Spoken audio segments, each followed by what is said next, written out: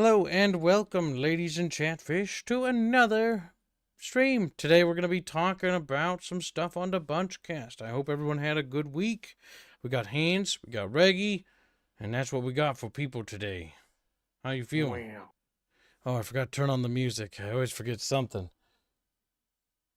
Always forgetting that you rest in spaghetti.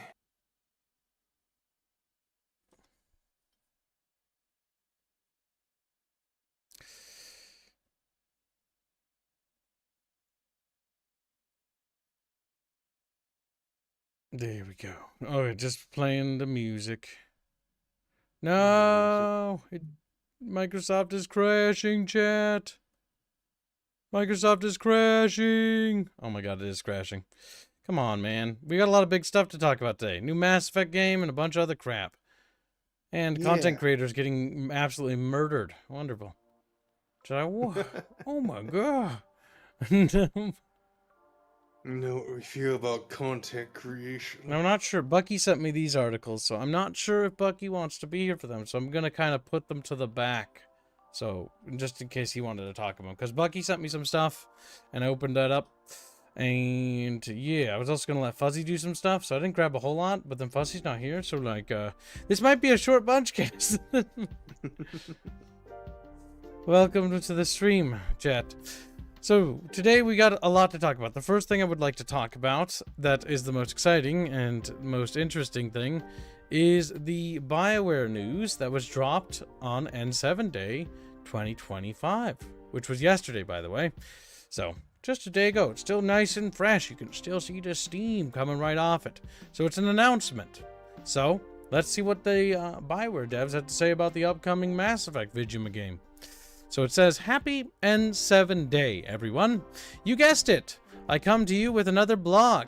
But each year that I write these, they are more important moments of reflection for me. I get to pause and think about how truly lucky we are. That R is like weirdly slanted. To have Mass Effect and how thankful we are. Yeah, that is... They must have messed up when typing this. All right. We are for the community and support we get. We've been through a lot together, and we appreciate you. That's true. We have been through a lot. We played Mass Effect Andromeda. And, you know, it was... it's a terrible game. Even when I tried to do the stream where we talk about all the positive things about it, like, even at the end of the day, it's like... The positive thing is that they got fucked over, so that's their excuse.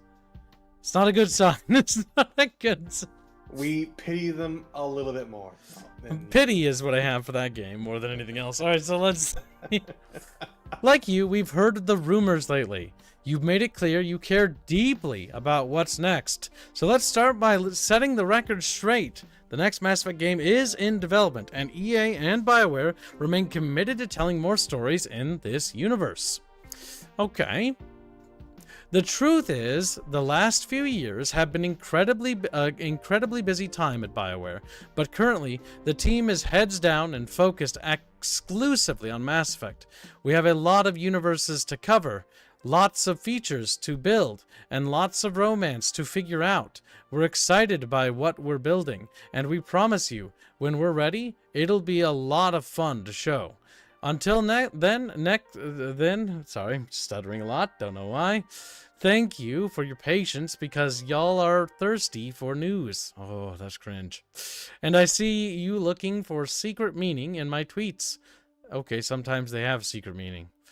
And he's being funny. I'm so, haha, very funny. Beyond, God, the O is weird there too. Fuck, why does he do that? There's a secret meaning. Okay, there's a puzzle here. You need to look at the italicized letters. The italicized letters. Yeah, oh, fucking Christ. All right, we'll get back to it and we'll look for it. All right, so beyond the next game. Okay, here it was like, there's weird typos in this. But no, I think it's actually a secret meaning because he called to it. To be fair, I was already suspicious when I saw it like multiple times now. Well, stuff like that is always cute and funny. My knee-jerk reaction is, well, now I'm not going to look at it. You being pedantic. Beyond the next game, there's more to get excited about. I haven't talked about it much, but you might have heard a little something about a TV series. We've been partnering closely with Amazon on it, and we're really excited with what the talent team over there is coming up with. The writer's room is going strong, and we've got a lot to figure out about how it fits within the Mass Effect canon, and where it sits in respect to the new game. The show will explore a brand new story within the universe's timeline. There's more italicized letter there. I don't know, Chant. I'm having a hard time today. We just gotta read. Reading's not that hard, and will be set after the original story. Trilogy. It won't be a retread of Commander Shepard's story, because after all, that's your story, isn't it? Question mark? No, it's actually Shepard's story, you fucking morons. Keep an eye on your social channels.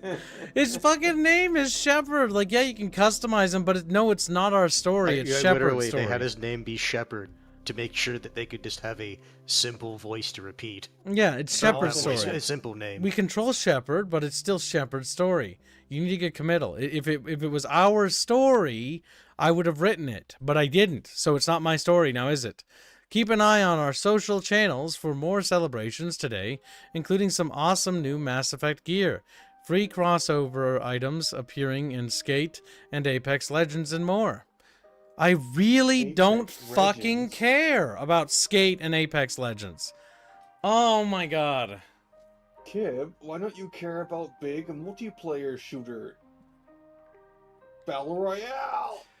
I just... Happy N7 Day.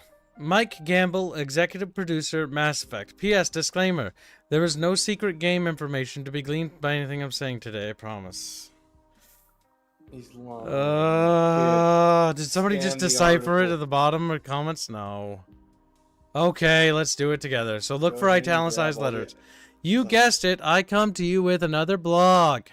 But each year that I write these, they are important moments of reflection for me. I get to pause. The U is italicized there. You? Okay. I don't see another thing. Chatfish, help me out if you see anything you miss. And think about how truly lucky we are. Italicized are there. To have Mass Effect, and how thankful we are for the community and support we get. We've been through a lot. Italicized L. Alright, URL. And we... Sorry, I just... Like you, we've heard rumors lately. You've made it clear you care deeply about what's next, so let's start by setting the record straight. The next Mass Effect game is in development, and EA and BioWare remain committed to telling more stories in the universe. I'm having a hard time focusing, chat. Can you, like, see the letters? I'm sorry, I'm just struggling a little today. The truth is... If you're going off italicized, is Mass Effect also, like, relevant? Because that's all italicized. I don't think so. No, I don't think that is. All right. Massive. Let's just scroll in here. The truth is, the last few years have been an incredibly busy time at BioWare, but currently the team is heads down and focused exclusively on Mass Effect. We have a lot of universes to cover, lots of features to build, and lots of romances to figure out. I just don't care about the romances. Like, there's only like... They're not good. There's only like 2 or 3 romances in Mass Effect. That's like letter. K is the next italicized. Good, thank you. URL K. K. I can't tell if that Y in y'all was italicized or not. Where? Move your cursor down one line and go to the left. Also, there's an italicized letter on thirsty. Yep. There's the Y. The K is... You got that K, yep. I have the K. And you got the R after the K? In the next paragraph... K-R. In the next paragraph, G in Git is italicized. G. Stop scrolling down. You've passed the entire paragraph. Oops. Right there. Oh, Pretty sure that G is italicized. okay. I have The O. You got the O? URLKRGO. Oh, there isn't. Is the O before? Unironically, this is just a personal thing. I fucking hate this shit. This is more effort than I think it's going to be worth. It probably and then it's is. Just like you annoyed me and made me waste my time. It's gonna be like, Lamau, you're gay. It's like, oh. I was expecting you are gay. That's what I was That would be expecting. so funny. I would strangle him. All right, so let's see. N in timeline after universe's timeline. So I have URLKRGON.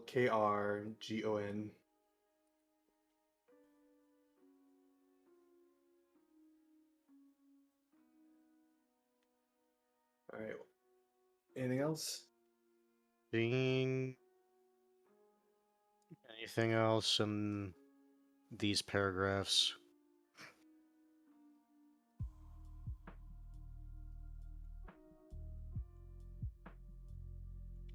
No, that's it. N7 is italicized. I was looking at it.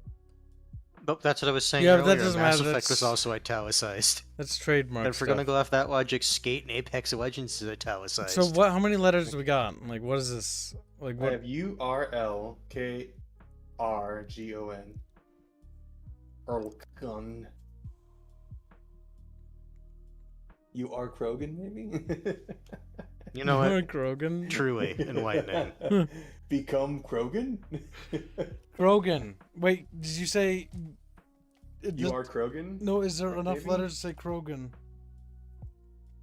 We don't have an A. Fuck! Like, I don't care anymore. Like, what does this mean? No, that's what I mean. Like, for certain people, this stuff tickles their autism. It does not tickle my autism. This makes me aggressively apathetic. What makes me annoyed is like, okay, there's like a secret message. Is it a secret message that actually like helps? Like, oh, like there's a big reveal thing. Like, ooh, some. I doubt it. Or is it just like? It's just gonna be a fucking secret message just for memes. You're like, it's totally secret. I don't actually care. This is one of those funny things where it's like when it's done well, it can be really engaging, but when it's done badly, it's like It's used it badly. has a massively negative effect. Mass Effects become Krogan. Become Krogan. No, Become hold on. This turtle. is already immediately funnier. So imagine in the next game, there's a fucking random Krogan. Like, who the fuck are you? It's me, Shepard. It's like, what the fuck happened to you? I got a new body. I'm Krogan now. I blew up again and was rebuilt as a Krogan. Why didn't you just fucking tell the Reaper? I'm assuming it's the synthesis ending. Why didn't you just have the fucking Reapers like build you a new human body? I thought to myself, why not become Krogan? I realized Krogans didn't have a good natural leader because I probably shot Rex on Vermeer. Because most people were dumb and didn't realize in the third game if you had Max Paragon, I think it was, you could talk Rex down. And for whatever reason, there's just no video of it online, and I know for a fact I've gotten that before, and so has Bogue. Boog. So yeah, that's the secret message. And if anyone knows are otherwise, Sure. keep that secret to yourself. It's funnier this way. Yep.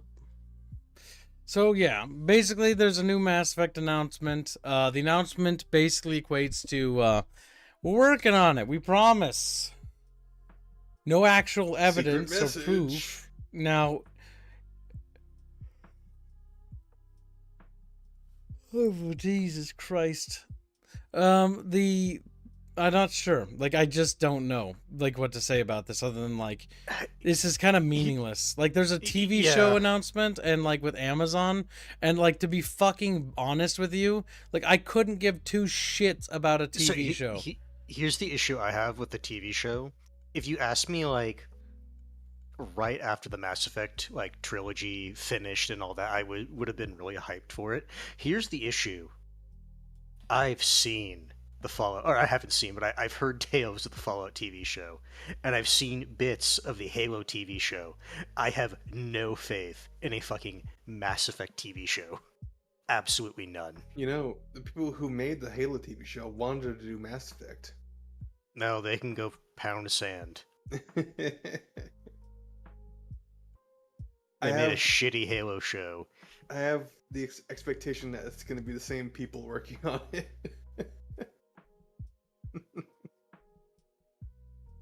So yeah, when it comes to this, like, Pablo honestly, Schreiber this is is fucking just, who gives a shipwrecked. fucking rat's ass? Like, I'm sad because I wanted to be, like, optimistic and stuff, but, like, what is there to be optimistic about? Like, you guys made Dragon Age Veilguard, and that sucked. These guys aren't the guys that made Andromeda, by the way, so we can't really compare the two because that'd be... Honestly, doing that would just make us tourists. So the only ones that are actually, like, related is the fact that it's like, okay, it might be the Veilguard. Bucky! No, Kibs, they separated themselves from Veilguard, remember? Veilguard They did. mentioned. Bucky Like, shows we up don't- when we- Veilguard we're not mentioned. people Where's who my need squirrel Veilguard. boy? Look at this little Yeah, shit. He never replaying. shows up ever, and only agitates me. Squirrel Yes. boy. My little favorite squirrel creature. Look at him. He just fucking exhales. On your favorite kids, what's your secondary one? We don't talk about that squirrel. That's the dumpster squirrel. Squirrel Is- Girl, Is obviously. Artemis the new kitten? Confirmed? He Yes. can't be a kitten. That's you. He's No. the squirrel. He's the rodent. See, It's it's mad. great because Squealy's mad because Vermin. he has Monster Hunter coming up tonight. Oh, that's right. Thank you for reminding me, Artemis. You're welcome. Well, guess what? Good job, Bucky. He reminds us that there's a watch along tonight that Squealy will be participating in, and Bon, and it is the Monster Hunter movie, which both of them I heard were quite ecstatic about. They're She's big actually Monster gonna Hunter have fans. fun. She's gonna criticize it, but she's gonna be happy because somebody's suffering alongside her. Yeah, I'm no, gonna be angry like I was last time I watched Yeah, it. exactly. it's a good bonding experience, and you know what? Yeah. Those two are allowed. I think we're gonna have a house rule that those two are allowed to comment over it, because I want to hear the banter between them. I'm very excited. It's gonna be quite exquisite. All right, but yes, Monster Very- Hunter, Quite hypnotic. quite hypnotic. Shut the fuck up, Bucky. Grab He the just kept Bucky talking you in can unbroken sentences. It was really quite hypnotic. It was really. I was waiting for kids to get triggered into the fucking It's a memory. Picard reference. All right, so yeah, for Bucky who missed this, basically there's a secret message in here with like text and stuff. We Yeah. went through and got the italicized letters, and it didn't. We must have missed something because it doesn't actually mean anything. What do you have so far? Go ahead and tell It's Bucky in the the letter. chat. Oh, you wrote it down? Yeah.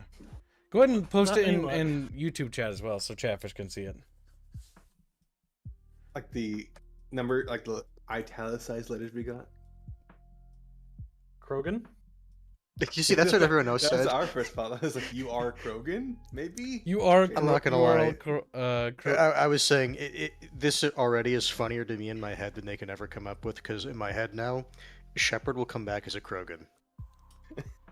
URL Krogan. You are Krogan. You are. You Lacroix. are Forerunner. You are Krogan. You are already. You are. I like how Squealy understood what I was fucking getting at, but Kibbs. Right I'm over having his a head. bit of a hard time focusing today. I woke up and like things are kind of difficult. All right. We were. Can you hoping link it that says you're gay. article? Let me check it out here, see if you fucked up. Yeah. Go ahead and grab the link. It's in the chat, right? Or I'll just post it. No, that's You're the what, one who that's had why it, he's Kibbs. saying it. That's right. You I didn't grabbed post it. the I link. forgot. I'm sorry. So Sinestro is $5. $5 on the Mass Effect show being Batarian, Vorcha, and Krogan apology. I'll still kill them. Apologia. I'll still kill Vorcha them. apology? Vorcha are literally the space cockroach people of fucking. You Naturally are Vorcha. disgusting creatures. Vorcha are space cockroaches, and then the Batarians also are like how they- space pirates and like Yeah, brigands. I also like how they tried to, like, in the later games, like they're not that bad. It's like, no, they are. Bro, I want to kill all the Batarians. Like, shut the fuck up. No, All I Batarians like are remember. No, remember the DLC where you're dealing with that fucking Batarian terrorist, and then it's like you can let them go, or you could sacrifice them and kill the Batarian terrorist. It's like you kill them. Kill the Yeah, kill Batarian. Like, the It's like, yes, Batarians- it's a sad day that some innocent people lost their lives, but they're actually heroes when you think about it. wipe the They Batarians sacrificed off. themselves to kill Batarian scum. The best DLC in Mass Effect 2 is the one where you blow up the Batarians planet. Did it really change anything? No. But it felt good. Commander Shepard, how did blowing up the fucking Batarian relay stop the Reapers? Reapers? Right. It didn't stop the Reapers. It just I means was that they're just- getting fucked by the Reapers over on their I side of was the just galaxy. doing the world. I was doing the universe a fucking solid. Yeah, I was just getting rid of them fucking Batarians. I do like Everyone's thinking it. I just said it. the Bunch cast. We're an anti-Batarian cast, okay? We're an anti. Man, fuck Batarians. All my homies hate Batarians. Curb stomp Batarian. Put a Batarian into a wood chipper. Strangle Batarian children. That's right. My God. If you don't know, I'm You missed smiling. an A already. We I good? figured we did. Okay. I He's fine. figured Good. it would. He's good at this It's shit. right. It's like the second to last paragraph. Is that the only letter we So- missed? Maybe it I'm is still you- looking through. You are Krogan. Scan, You Bucky, have the scan. A now. He's like, whoop, whoop, whoop, whoop, whoop, whoop, whoop, whoop, whoop, whoop. That's the sound he makes, by the way, when he does it. But he mutes himself so you can't hear it. See? He just unmuted so you could hear him. You Even just more, hear maybe. random like dubstep in the background of him. Or It's like, maybe what? I mean, it's a have you URL seen that his leads desk to the setup? Krogan It lab. might as well have it. It's fucking like rainbow colored. He already has the RGB. What the fuck not? I have so much RGB. Oh my fucking God, you have a problem. Like I was at the store the other day and I saw these like fucking RGB fucking gamer chair and I just took a picture and sent it to Bucky. Chatfish, I want you to imagine like Bucky's home, right? Like Bonald's in her own room on the other side of the fucking apartment, right? And you have Bucky's room. Oh my God, it's like North and nearby, South and Korea just- from orbit. you just see the fucking RGB blinding on from the other side of the house. Let me link this in here. Like she's while- dying of epilepsy on the fucking floor, and Bucky's just sitting on his little fucking computer chair. Consumed in light. Consumed. It's like, wow, this is really doing the numbers. This is consumed in light. So Why did it open in Edge? I'm very annoyed by that. I want to kill myself because of that. I mean, Edge thing. He opened it. U It gives- R L. Let's see. AMD clarifies commitment to support for RDNA1. What's this? Beazle Quill has been a member for 11 months as a bucket fishy. He says, unironically, I would love a Mass Effect movie about the League of One, a Solarian special ops team that inspired the STG inspectors. Yeah, no, the Solarians are actually pretty badass. They're like one of the few like races in the galaxy that I'm like, actually they don't. So here's my opinion on the Solarians. Like maybe 10% of them are pretty cool guys. The other 90% of them are just freaking. Most of the It's like- characters you meet though are pretty awesome. Like there's Morden Solus, then there's that the STG Spec Ops guy. Hold the line, and if he survives, then he dies a fucking hero in 3, like sacrificing himself. So you guys did see that the entire word Mass Effect is also italicized. Yes, right? No, we were I pointing that literally, out, but- I Yeah, is- literally is said that that. Yeah, I too? told him that, and Is he's that- like, no.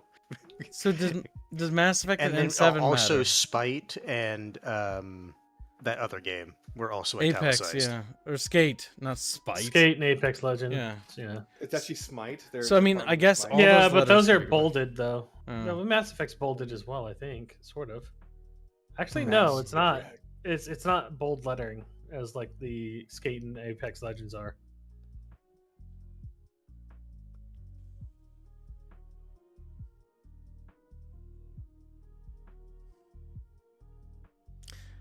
Solarians are war crimes incarnate. Imagine you play out the scenario where the Solarians, the fucking Turians, and the Krogan are having their little fucking kerfuffle.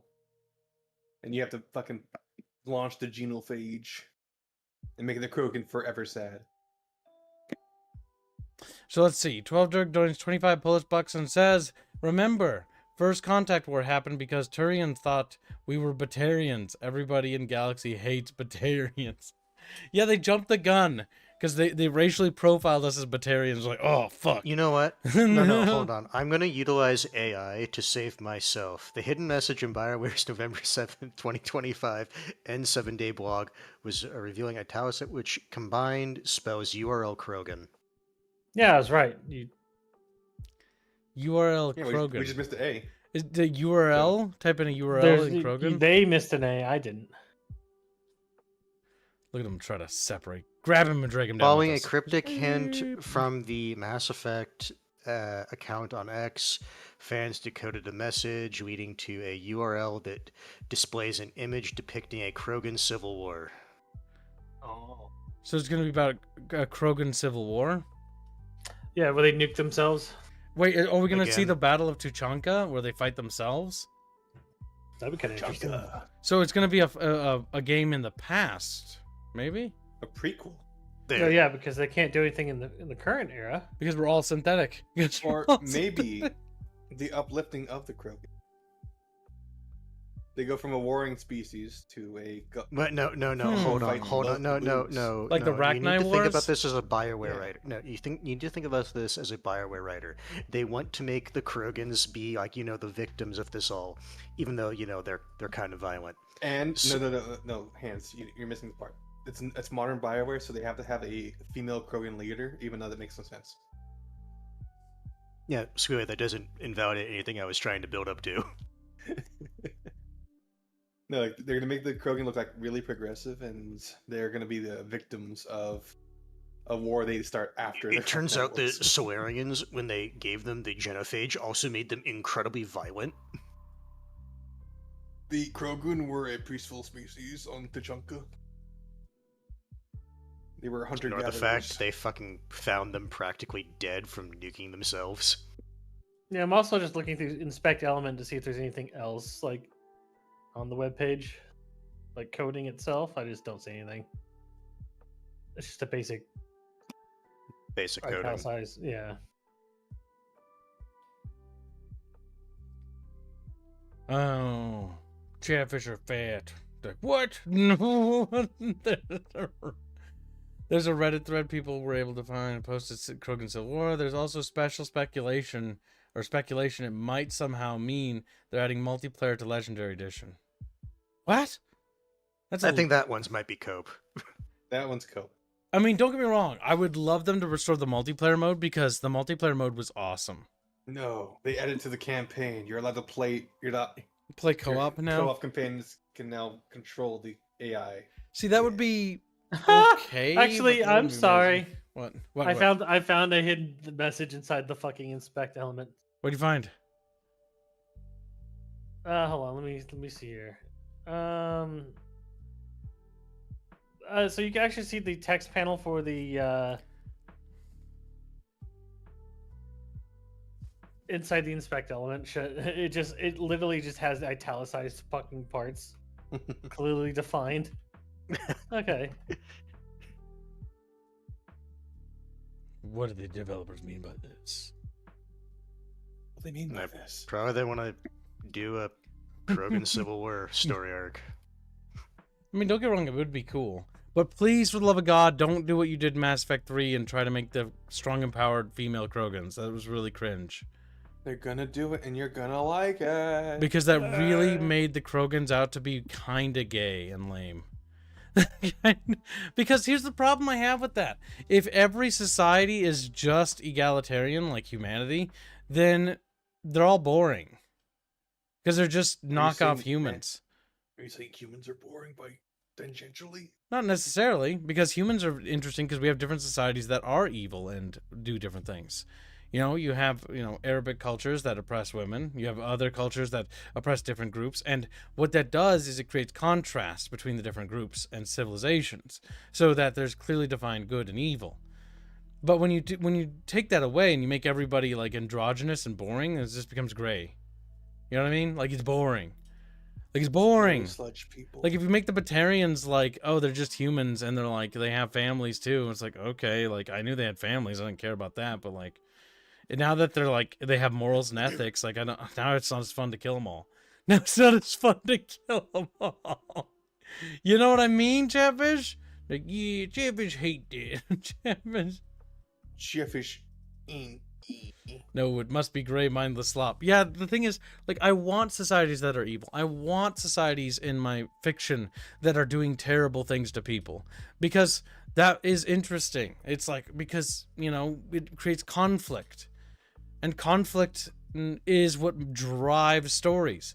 The best stories are ones riddled with conflict. Gibbs All against right, let me see if I can't adjust this. Gibbs is against lesbian Krogan warlords. Oh, for the love of God, please don't fucking ever. Oh God, that'd be so gross. Most because Krogans are gross already. They're just turtle people. You don't have to make it No, they're worse. frogs. You know, they're turtle frogs. Like, I don't know, man. They're friggin' goofy looking. They got tiny little chicken legs, and they got this huge upper torso that makes them look incredibly disproportionate.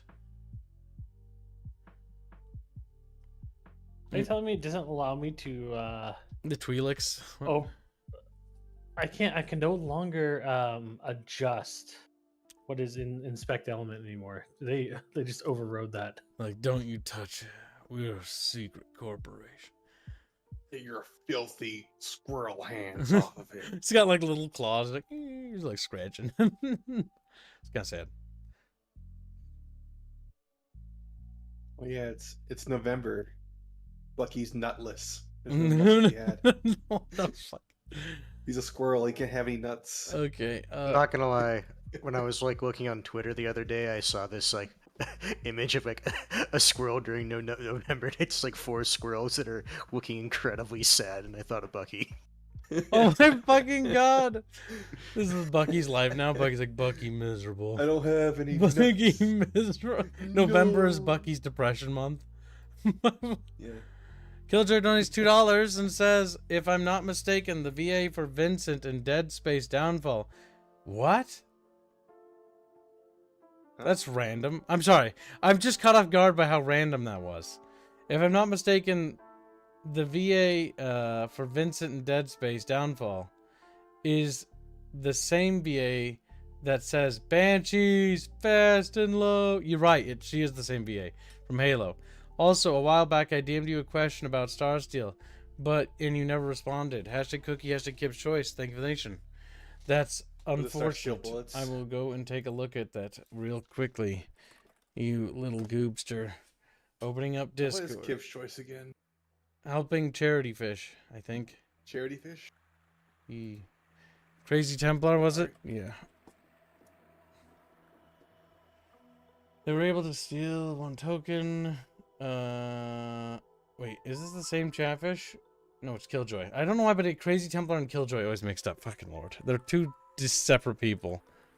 But for some reason, I never see them in the same room. One's British. Yeah, the other he one's asks, not you British. just casually drop the fact that the builders have nanites in their bodies that keep them in perfect health. Is Starsteel made from those nanites and the deposits of them on Terrestria sites, where insane amounts of builders died in the fall to the Dark Ender, and the nanites are all that was left after their decomposition? What the fuck? What the fuck? Sorry, That sounds like that cut me off with like a unironically, massive conspiracy. No. Do what that unironically makes me think of the why I quote can't unquote answer that. snow in Near Replicant. That's the same theory, basically. Salt people, yeah. Salt people. Well, I feel like I should diffuse this one. Usually I shouldn't answer questions, but like this particular one, no. That's weird. That's weird, conceptually. Also, what are you talking about, nanites? You're insane. Jay, what? Nanomachines. Chatfish over here.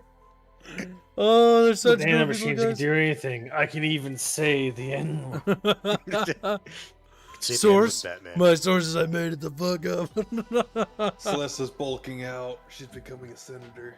She's becoming a senator. I have so much work to do. I'm trying to kill myself later. Alright, so let's see. Slave kid. 2 sausages and 4 eggs Krogan has. What the fuck? Yeah. Yeah, well, most Yeah. of that stuff I can't really answer. Like, if you ask me stuff about lore, like, I'm not gonna tell you. Because you have to see it. Telling is bad. No, I don't know what you want me It's to not answer. as bad as the planet being alive that they're on, and they're mining the dead corpse of a monstrosity. That'd be funny. That's some cosmic horror right there. But I feel bad for the dead monster then. It's like, you know. You actually say dead. that, but remember when they were basically doing that in Mass Effect and they were disassembling Reapers? That's true. That was actually kind of cool. I like that. I really Well, liked the- that segment. No, the builders are just mining the corpses of cosmic entities. This is the Bob the Builders over here. Bob the Builder. Can we And the mine Bob it? Builder mined Cthulhu. They dug too deep and too greedily. Fuck up, Bucky. Like randomly on one of the logs, I told you we should have went to the pancreas. Not the sternum. Not the sternum. I hate Chatfish. I would take neonate, says Beazle Quill. Well, thank you for sharing. Thank you for sharing. Yeah, Gibbs, is the terrestria, the world, this backwater bumfuck nowhere place, is it flat or is it hollow? What? What do you mean flat? Like, Yeah, you is know, it a like flat flat Earth. planet? Like, it's just like a coin? Yeah. Like a coin? I Or don't is it understand why you hollow find Earth? this concept so humorous. Yeah. Bucky and his Bucky Spiracies over here. There are people right now on Earth who claim Earth is flat. I'm not sure and I you're actually wanna making know. fun of them. My subconscious was like, don't you want to know what's going on in his head? And I'm like, I don't actually know though. I don't think so. I don't think I do. Like, he's kind of crazy. He's a little squirrel creature. Sometimes it's Do more you fun wanna not know what's knowing. going on in my head? No, I don't. No, Are you sure about that? pretty goddamn sure. I don't know. I think it'll just stress me out. So let's see. Regenerator, No, I'm stressed out. Regenerator Rex and Nurchonica. What the fuck is that word? Showed us how bad Naranites. I'm gonna death to yokai. It's Death to you. nanites, he meant to say. Chatfish can't spell. Chatfish are So it's Generator Rex. For one. Chatfish are like derping out of the keyboards and like I'm reading it and I sound like I'm having a stroke. Go on. No, that's all I have to say about them. If it is flat, does it have an ice dome? No, but this isn't about terrestrial, chat. Quit changing the subject. So back to the fucking... Back to the N7 day. Basically, the real thing here, from what I can tell, is that there's a picture about the Tachanka Civil War thing, I think, and I think the TV show is going to be about the past, and I think that's actually in reference to the TV show, because the only other thing this article actually talks about is it talks about the TV series. And it doesn't really talk about the game, other than that the game is being worked on. So, upon further thinking about it, I think the TV show is set about the Tachanka Civil War, I think, is what it's going to be about, and that's what it's actually about. And it's not going to affect anything. And it's, yeah, it has nothing to do with anything. But somebody said it takes place after? Can't. Beyond the next, there's more excited to go Not out. possible. Yeah, My it physically can't. The issue with advancing the timeline is you can't. You can't advance the timeline. Like, what are you gonna do? Like, everything's over. We'll do something. We'll do Yeah, something. the reason is because there's two ways to do it. They can either do a prequel that doesn't affect the timeline at all, and it can start and end in its series, or they do a continuation that from Halo 3 in the Civil War, in which Rex takes over the fucking whatever From the Halo 3. planet. Yep. From Halo 3. Yep. From Halo 3. Yeah. Yeah, don't ask how the brute. Don't ask how the brute showed up in the. I know setting, he's you know, they're just here. referencing the fucking Elite Civil War from the Sangheili thing. Yeah, Don't no, worry I about know. this. But yeah, and then you can tie it into Master Chief coming back in the fourth game. What the fuck? You mean Shepard? Like, this is Oh, just- yeah, whatever. You're just saying the plot of the new Halo stuff here. And I know what you're doing Yeah. intentionally. No, because so they're just really gonna this do is the this thing. start of a grand fucking crossover And then- between Mass Effect and Halo. We're gonna make books about the Protheans, and like it's gonna be a lot of retcons about them too. Yeah, Then the Leviathan Space books. Vampires. The council or what's after them is going to see what the humans did with the Spartan program. They're going to be fucking horrified.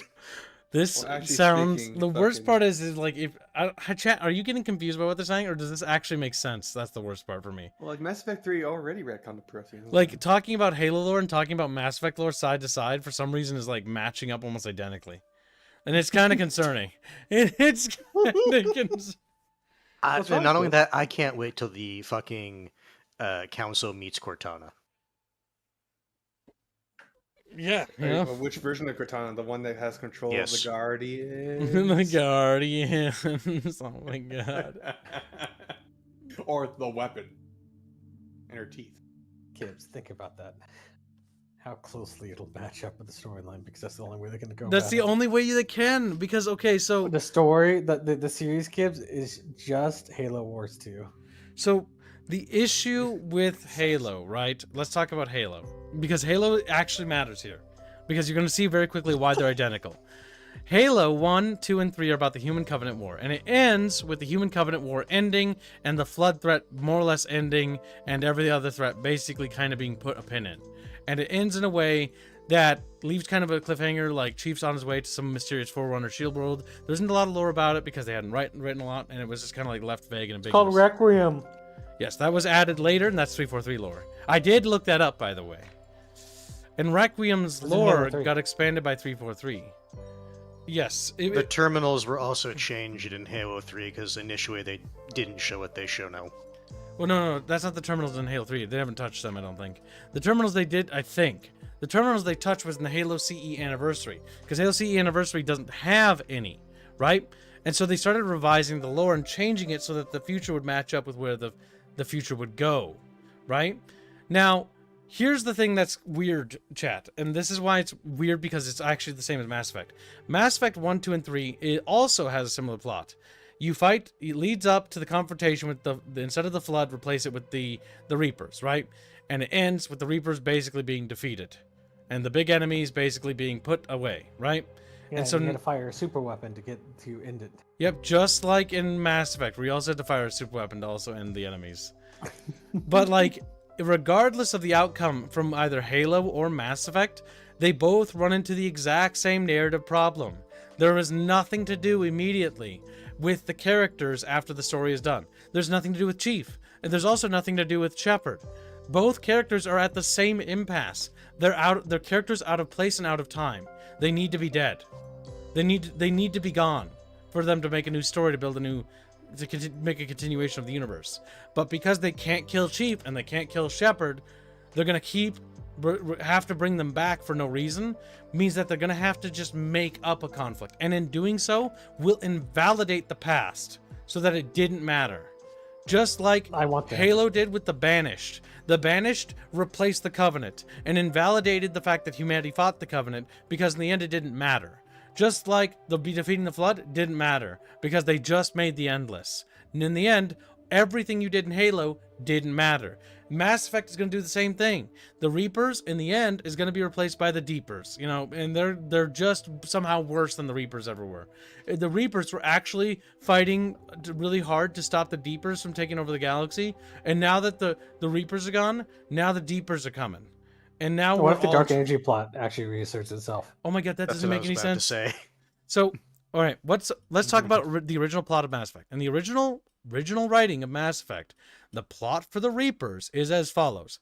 The Reapers were created by an ancient civilization to harvest civilizations to use their biomass to create more Reapers, with the purpose of fighting entropy of the universe, which was the dark void energy stuff.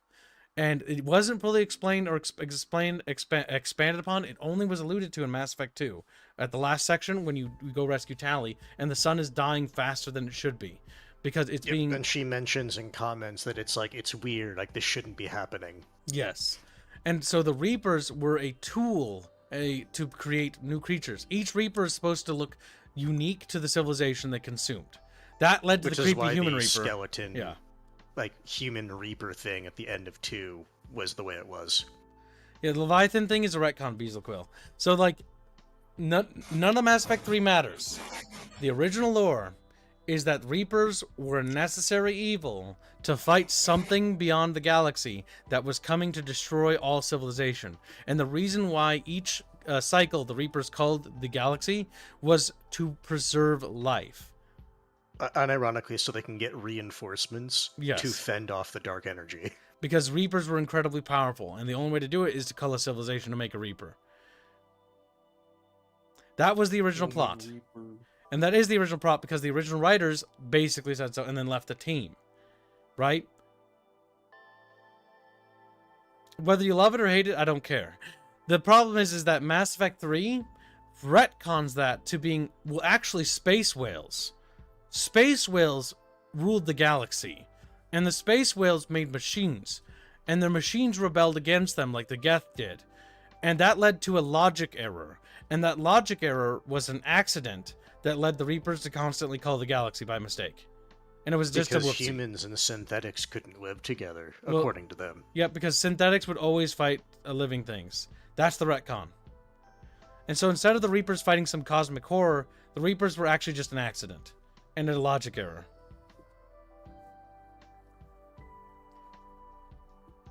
So stupid. I don't know. And then like, you can just go lol gay and then shoot the Star Child, and then the cycle just repeats. And then oh god, it's just a little gay.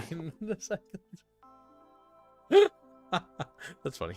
But yeah, so that's the plot of Mass Effect. So the issue with this overarching plot is that it has no end goal. As in, it just ends. Either the conflict is resolved or the conflict isn't.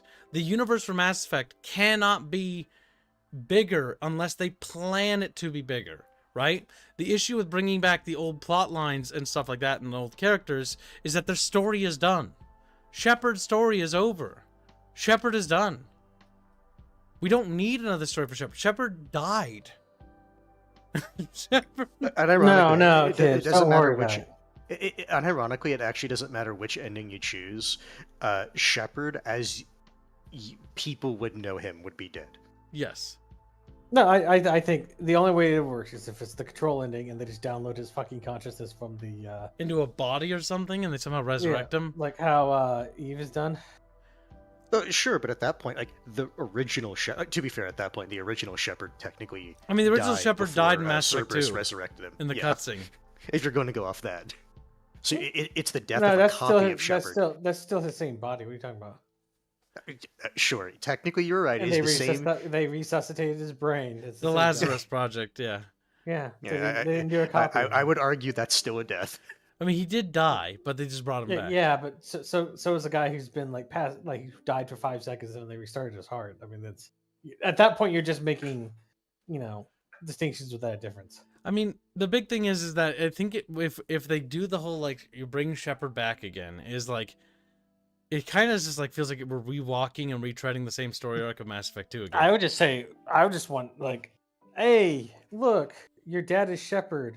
He banged this one chick in the fucking space vehicle. He banged. Whatever Yes, your favorite love interest was. You're the son and or daughter of somebody, and you will always live in their shadow. And this is your story of stepping out of that. You have to try to step out of the shadow. The issue with that is that requires a competent writer. Otherwise, the story feels like it's just that, but in like a story sense. You know what I mean? Like it's the story itself is living in the shadow of the story of the previous game. And you know what? That'll be the moral of the entire game. You try to step out of the shadow. And Shepard you could. died. The end. But got better. Says Commissar. Control ending. Shep becomes Darth Shepard. God fucking damn. Did you die? Sadly, yes. Sadly, Somehow, But I lived. Shepard has returned. yes. Sadly, yes. But I lived. Oh my god. Fucking Christ. Never thought that we would be referencing Ice Age here. Alright, so Here's the best part of that movie, okay?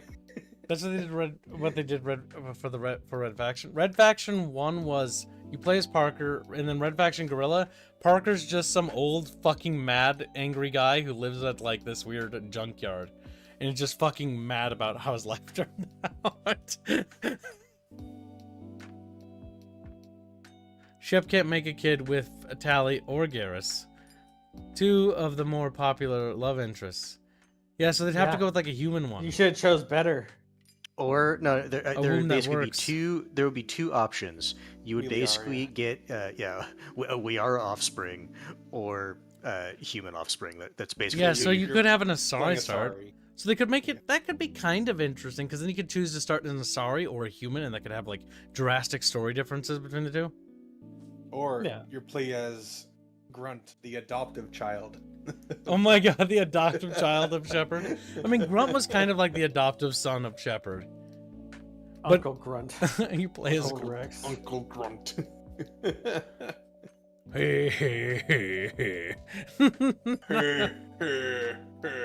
Him and Rex sitting in the fucking like on the couch, just going Shepherd. No, I do it better, Shepherd. Fishing in all the different alien worlds might be a good idea. Death to bestest friend Joe. He's like, no.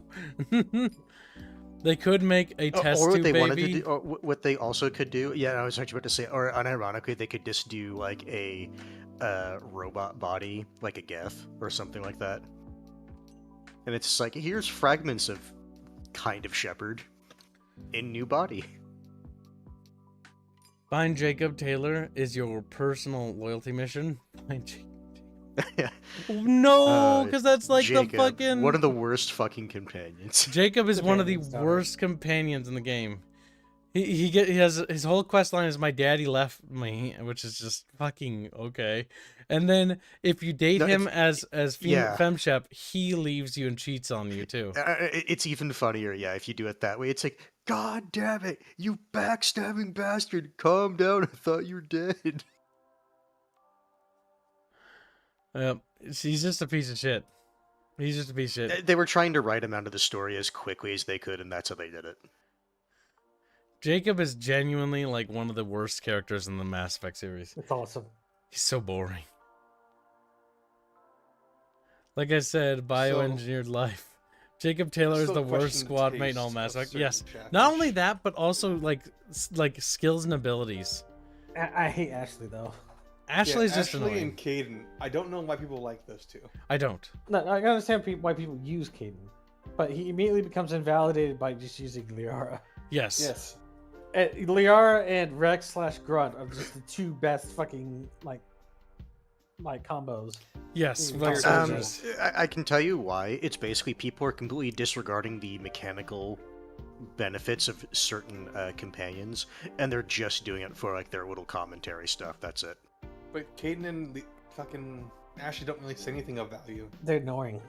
Sure, turn on I'm you saying like immediately. that's why. Caden and though. Ashley are the two characters you immediately replace the first time you get any new characters. Just like you just start like not bringing them, and then when you sacrifice them, you're like, which one should I kill? Like, which one's the worst? Which is the? I honestly lean Imagine towards if you- Ashley because Caden's just whiny and Ashley's just somehow whinier. I killed but- off Ashley because anything that she could do, I just do better. Yeah. At least How many Caden times- is. When she's laying there magic guy, dying, you very just much. radio her, "I'm your replacement," and then wave. Imagine the alternate way where they give you a chance to have them both die if you just took too long deciding. Yeah, they only give you a chance to have them both live. Shepherd, you have to hurry. Pulls out a lawn chair. I'm getting there. Yeah, Don't you worry. in the game files they have the both of them living, but that's fucking never. They implemented. wanted to have an option where you would go back and save the person you left behind, but they, if I remember, they decided thematically it just didn't make sense. Mhm.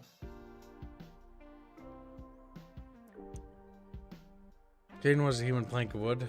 That's true. But at least he's a plank. Adverse to Ashley, is just whiny. I mean, Caden turns whiny too, because everyone in Mass Effect 2 turns whiny, whatever human survives. Like, I can't believe I can't trust you. Because the issue is they can't have Oh. the character from Mass Effect 1 just believing Shepard. Yeah, not You only know- that. Go ahead. If Ashley was more racist, I would be more amused by her, but she's not. I was about to racist say, enough. It's like anything she could do, shooting, like combat, being racist. I could do all that better. I do twice as good as anything she can pull off. Yeah, like, we actually genocide the Batarians. We don't need her. You don't need her to wipe out the Batarians. It's true! Just like when you go to Mass Effect 2 and the station, and you start, like, there's, like, the Batarian guy and he's sick, and you're like, I'm not gonna help you. Go ahead and blame the humans. Fuck you. Die slowly. And he's like, damn humans. I was right. I'm not gonna lie, I kind of disliked that entire section. I just dislike Batarians. Me too. Oh no, I agree. But I actually liked the scum of the disease thing. I thought that was great because it was all the other races blaming humans, and what I loved Mhm. about that was that I could kill the other races for doing that. See, this is I my issue could with the kill the entire thing. other racist. It's like the entire Batarian Empire is like slave trading and shit. There's no way the Yes. fucking council would just allow that to exist. But then they did. Because they were spending their resources and time on other things, and so they just kind of left the Like Batarians to be whining the... at the humans. No, unironically. So what the They use council humanity as actually a buffer wanted... state. Yeah, what not what he meant. What the council wanted humanity to be was the buffer zone between them and the Batarians, because they didn't want to deal with it themselves. Then why did they get upset when we kill them all? That's why the Because they wanted council. to be because they wanted the moral high Because ground. remember, They in wanted the to be on lore, that the high council horse. gave us a bunch of worlds that we could colonize and next to expand to. Batarian Yes, in yeah. Batarian space, because they want humanity to deal with the Batarian problem for them. And it It's also why, keeps like, us when- distracted so that we don't actually bother them. Yeah, no, it's unironically why if I'm doing a renegade run in the first one, and you know the council mission if you're going renegade, and then you just follow all the things that you're supposed to that they say they want, and then they're like, oh, that's unfortunate that you followed orders because they wanted you to kill the guy. Because the council is actually a bunch of manipulative fucking old women. Yep. Who profit from the fact that the Batarian Empire is actually existing. It's actually beneficial that it does because it allows them to have an easy scapegoat. And then if For humanity sure. and the Batarians fight, they'll go to the other fucking council races and see how violent humanity is. The council aren't good people. Deserve to die. I never got the threat of the terminus systems that were hyped up in Mass Effect 1 and ME2. They seem weak as fuck. That is true. One of the problems narratively that they could expand a game on is actually showing us why the terminus systems are actually scary. The big problem with the terminus systems is that you never actually see that reflected in the game. Even when you go to the terminus systems, you don't see it. Anything over there. Like, it's just like, okay, it's kind of backwatery and like there's some bad dudes and you just kill them. It's not like it's that big.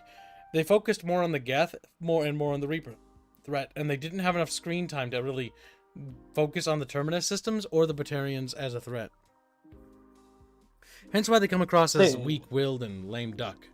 They also never, interacted with the fucking Geth superworld planet, ship. Don't worry about it.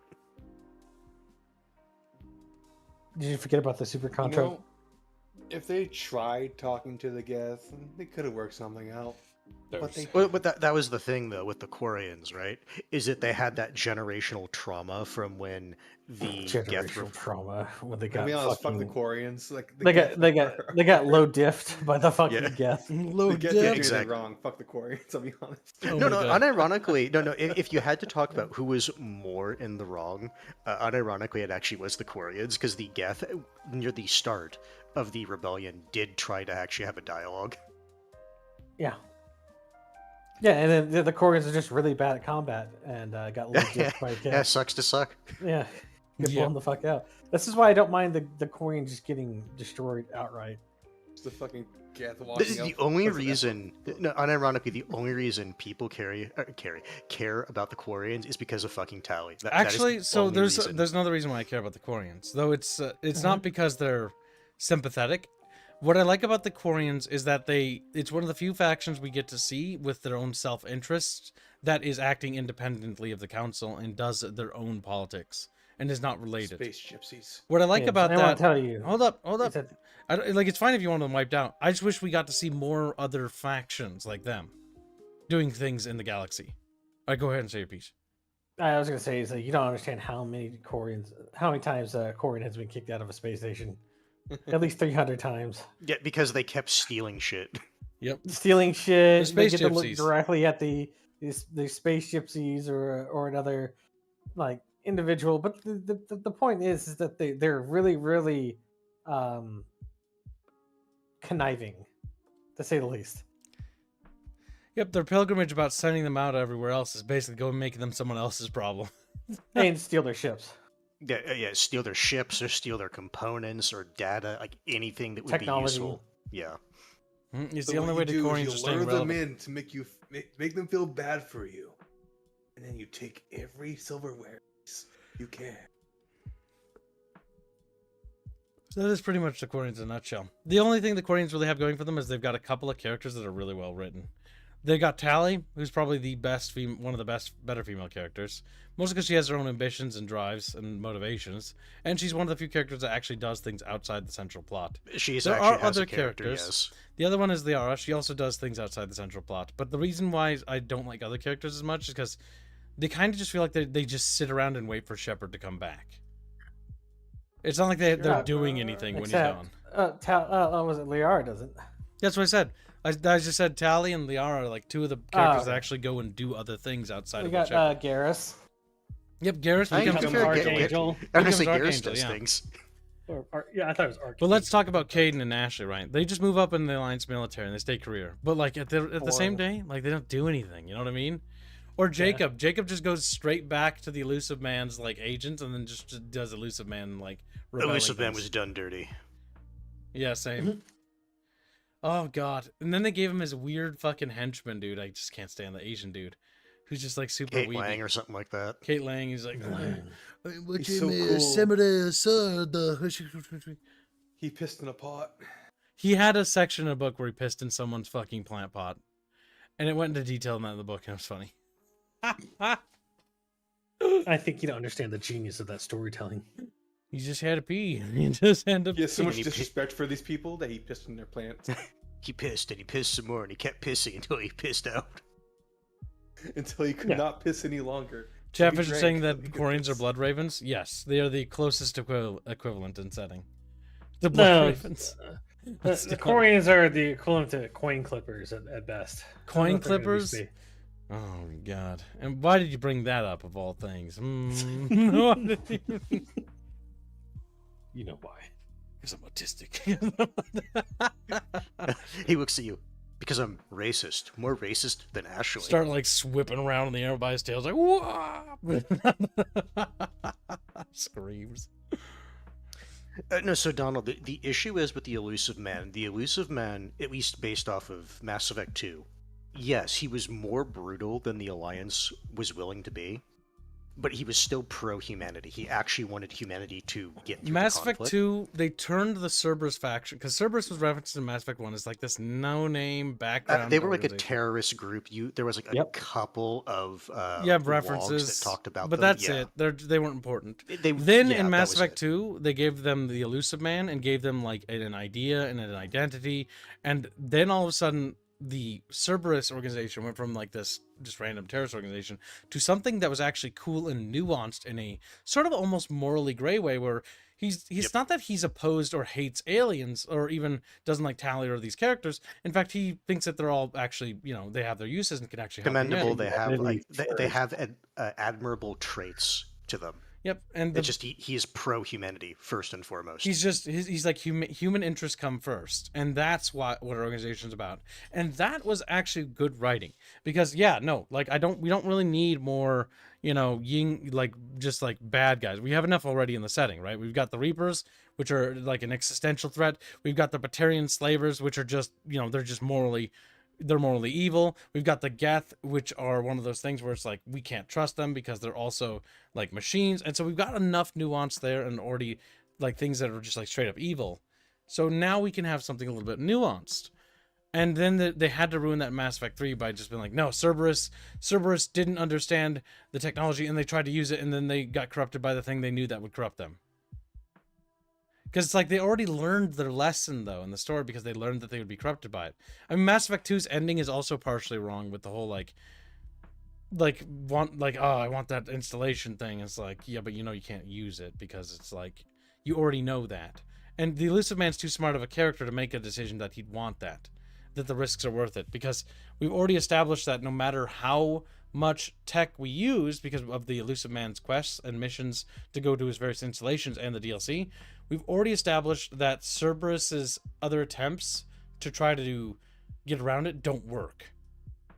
And so it's like, okay, we now know that it doesn't work to get around the Reaper signal or whatever.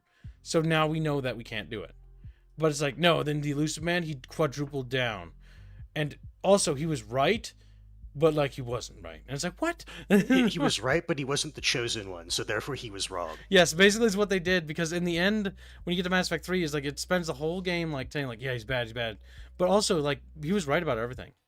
But like he wasn't the chosen one though. It's like, what? What are you? Yep. Like, what is the writing for this?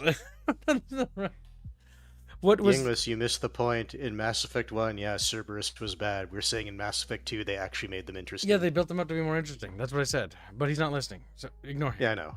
If he doesn't listen, then we just don't listen to him. So, yeah. Listen to Chatfish who actually listen. The writers just wanted for Elusive Man to be the bad guy, not to be the gray character he was supposed to be. Yes, they. And they wanted that to was go down also that the route. issue of the difference in views for where the story was going from the writers in 2 versus 3. They could have also done something interesting there, where the Elusive Man's organization, if they want to do what I call world building and expanding something and making things even more complicated, make it so that the Elusive Man actually contacts you in the third game. Is like, Shepard, I need your help. Like, I've got elements of my organization going rogue because they've, gone against, like, my wishes. And so you actually have to, like, help rein in his organization, which are doing, like, false flag operations and stuff like that. You know what I mean? Like, there could have been so much more depth there. But the execution of the Elusive Man was a waste. And which is a shame, because they had, what's that actor's name in it? He's in Treasure Planet, the American Treasure one, where they get the Constitution. Oh, National Treasure? National Treasure. He's the old guy. No, he's the not old for- guy. He's the old guy who plays Nicolas Cage's Oh, dad. yeah, the father. Yeah, I know the character's face, or the actor's face, I just don't know the name. Which is a shame, because I really would have liked to see Elusive Man's character continued into the new Mass Effects. But he's dead. You know what I mean? Like, it felt like there was a Martin Sheen. Yeah, there we go. Yeah, he's a really great actor and a really good character. And so it kind of felt like a waste of him in Mass Effect 3, because they just kind of wasted him altogether.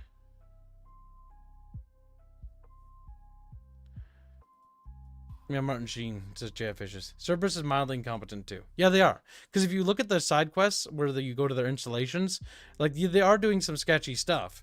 But again, it always checks out because the ends justify their means, sort of is what their argumentation is. The entire perspective of Cerberus is, we are going to do whatever it takes to make sure humanity comes through this entire conflict.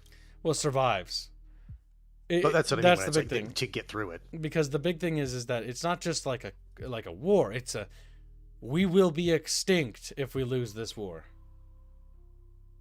And So they don't have from their perspective, they do not have the luxury of morals. Yep, which is the same thing from Halo with the Spartans, right? The Spartan program. It's that same concept where it's like, it sucks, but at the same time, while it does suck, it's that or bust, like, as a species. So it's like, when push comes to shove, the hard choices have to be made.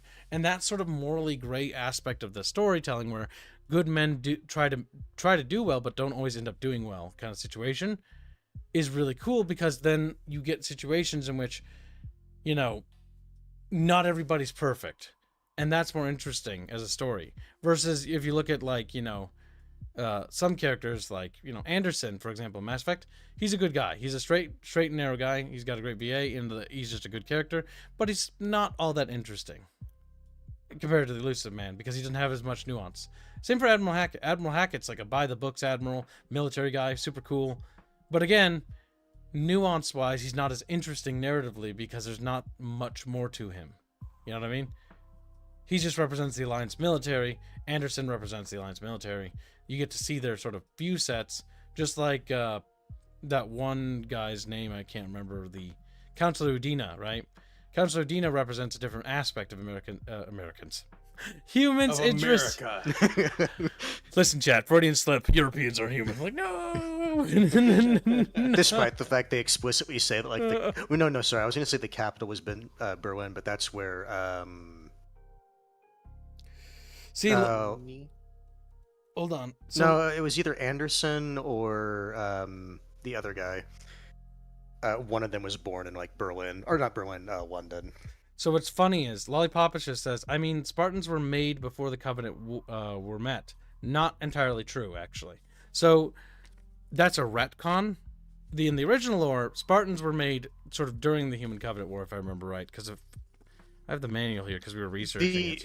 The issue is part of the program was going on before the conflict, and the Spartans were originally going to be used in counterinsurgency.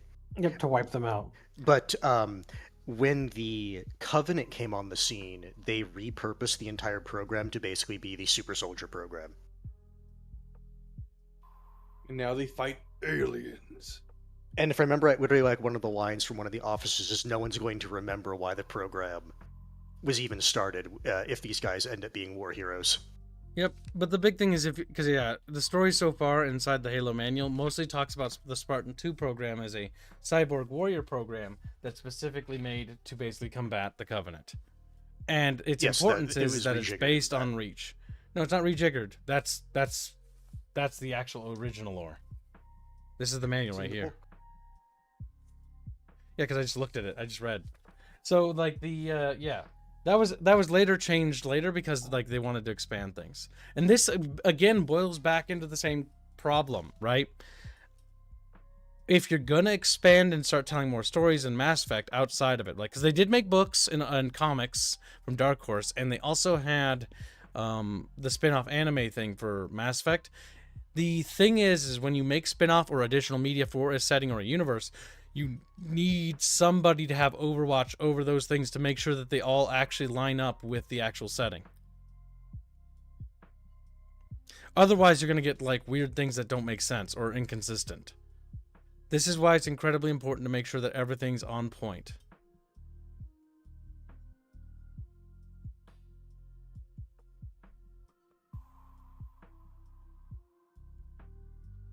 But yeah, that's it.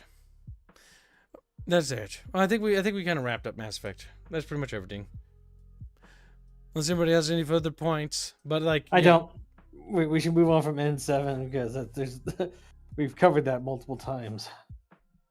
Next up, we have Squeenix aims to have AI doing 70% of its QA work by the end of 2027, which seems like it'd be hard to achieve without laying off most of your QA workers. So, Yep. That's the plan. Yeah, you figured it out.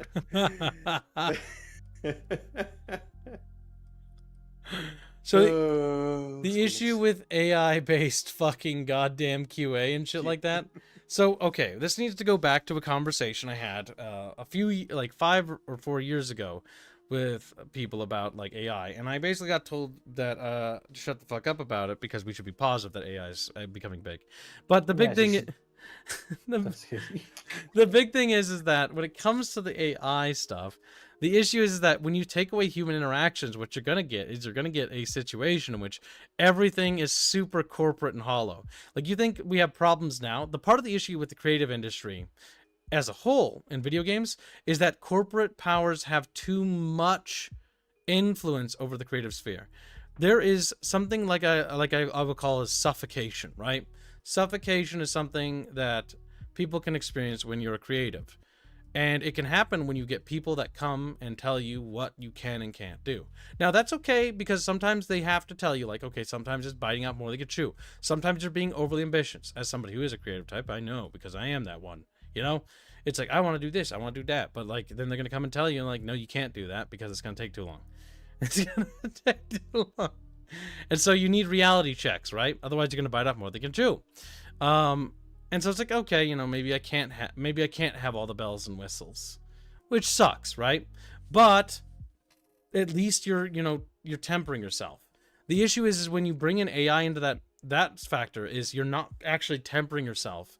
You're just automating the corporate side of things. And when you automate everything, what happens is you get very, very sterile products. Not only that, but you're going to create a sterile atmosphere. The QA or questions, like when you answer things, like if I interact, let me tell you, when World of Warcraft, when it was actually good for the brief time that it was a thing, right?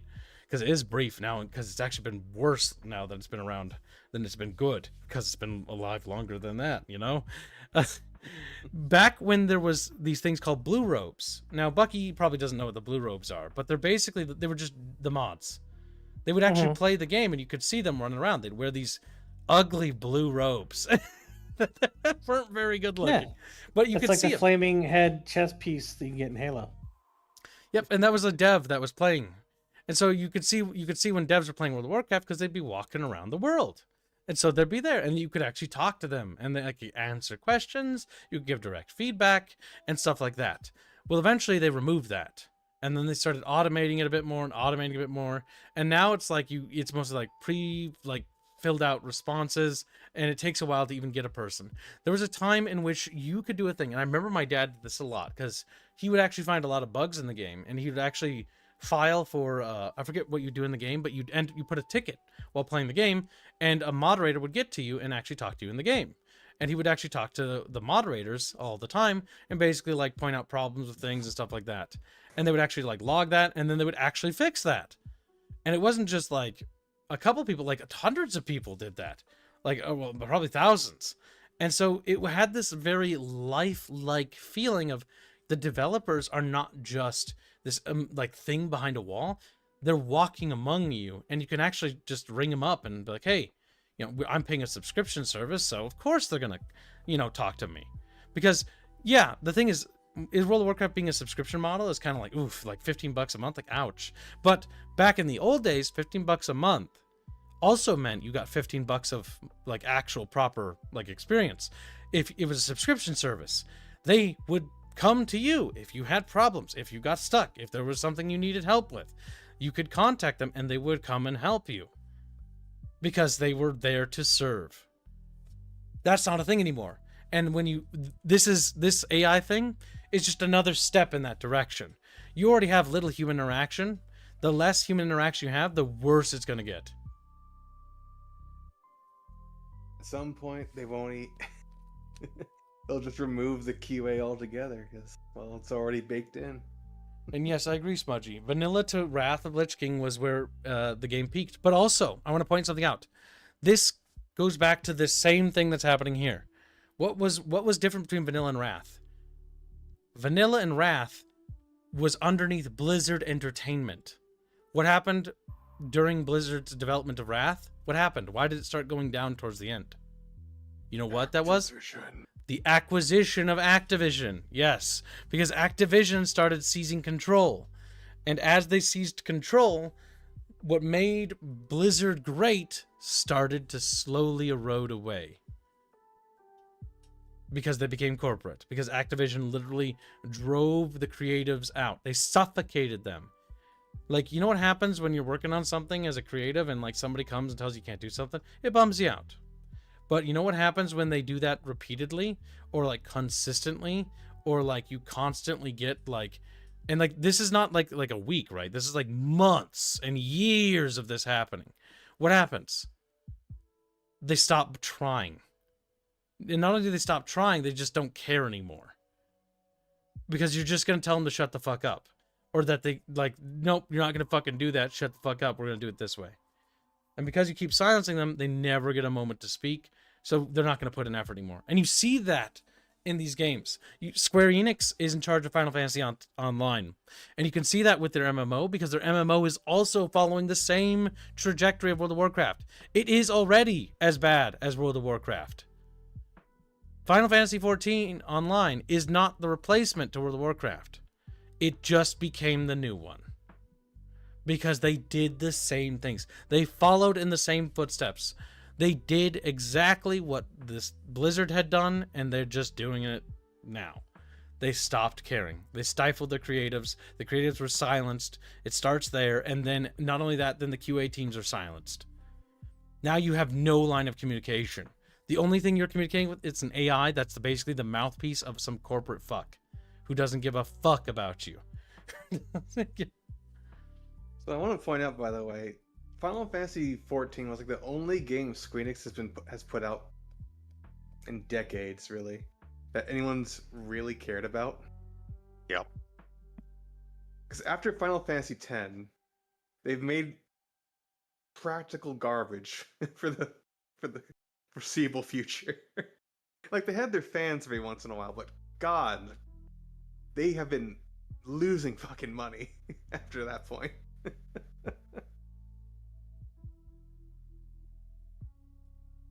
But yeah, so that's just my thoughts on it. Let's see if Chatfish has any.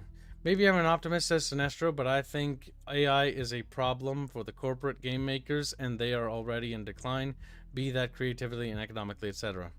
It isn't just a problem for them, because it's already... how to put it? It's affecting what is going to be always the long-term thing, right?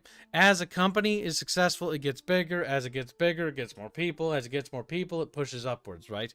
And then it runs into this AI problem. AI is and should be considered a toolbox item, not a fucking crutch. The issue is that you should never in the end product have anything that's AI. Ever. Whatsoever. Not the art, not the voice work, not the music, not the fucking texture work. It should be all done by hand. But if you fucking, like, if you don't use it as a toolbox thing, as like a, okay, let's quickly whip up a concept like this, and then bada bing, bada bing, bada bing, and then use this to roadmap it, like, that's how we're going to do it, you know? And that's like the plan.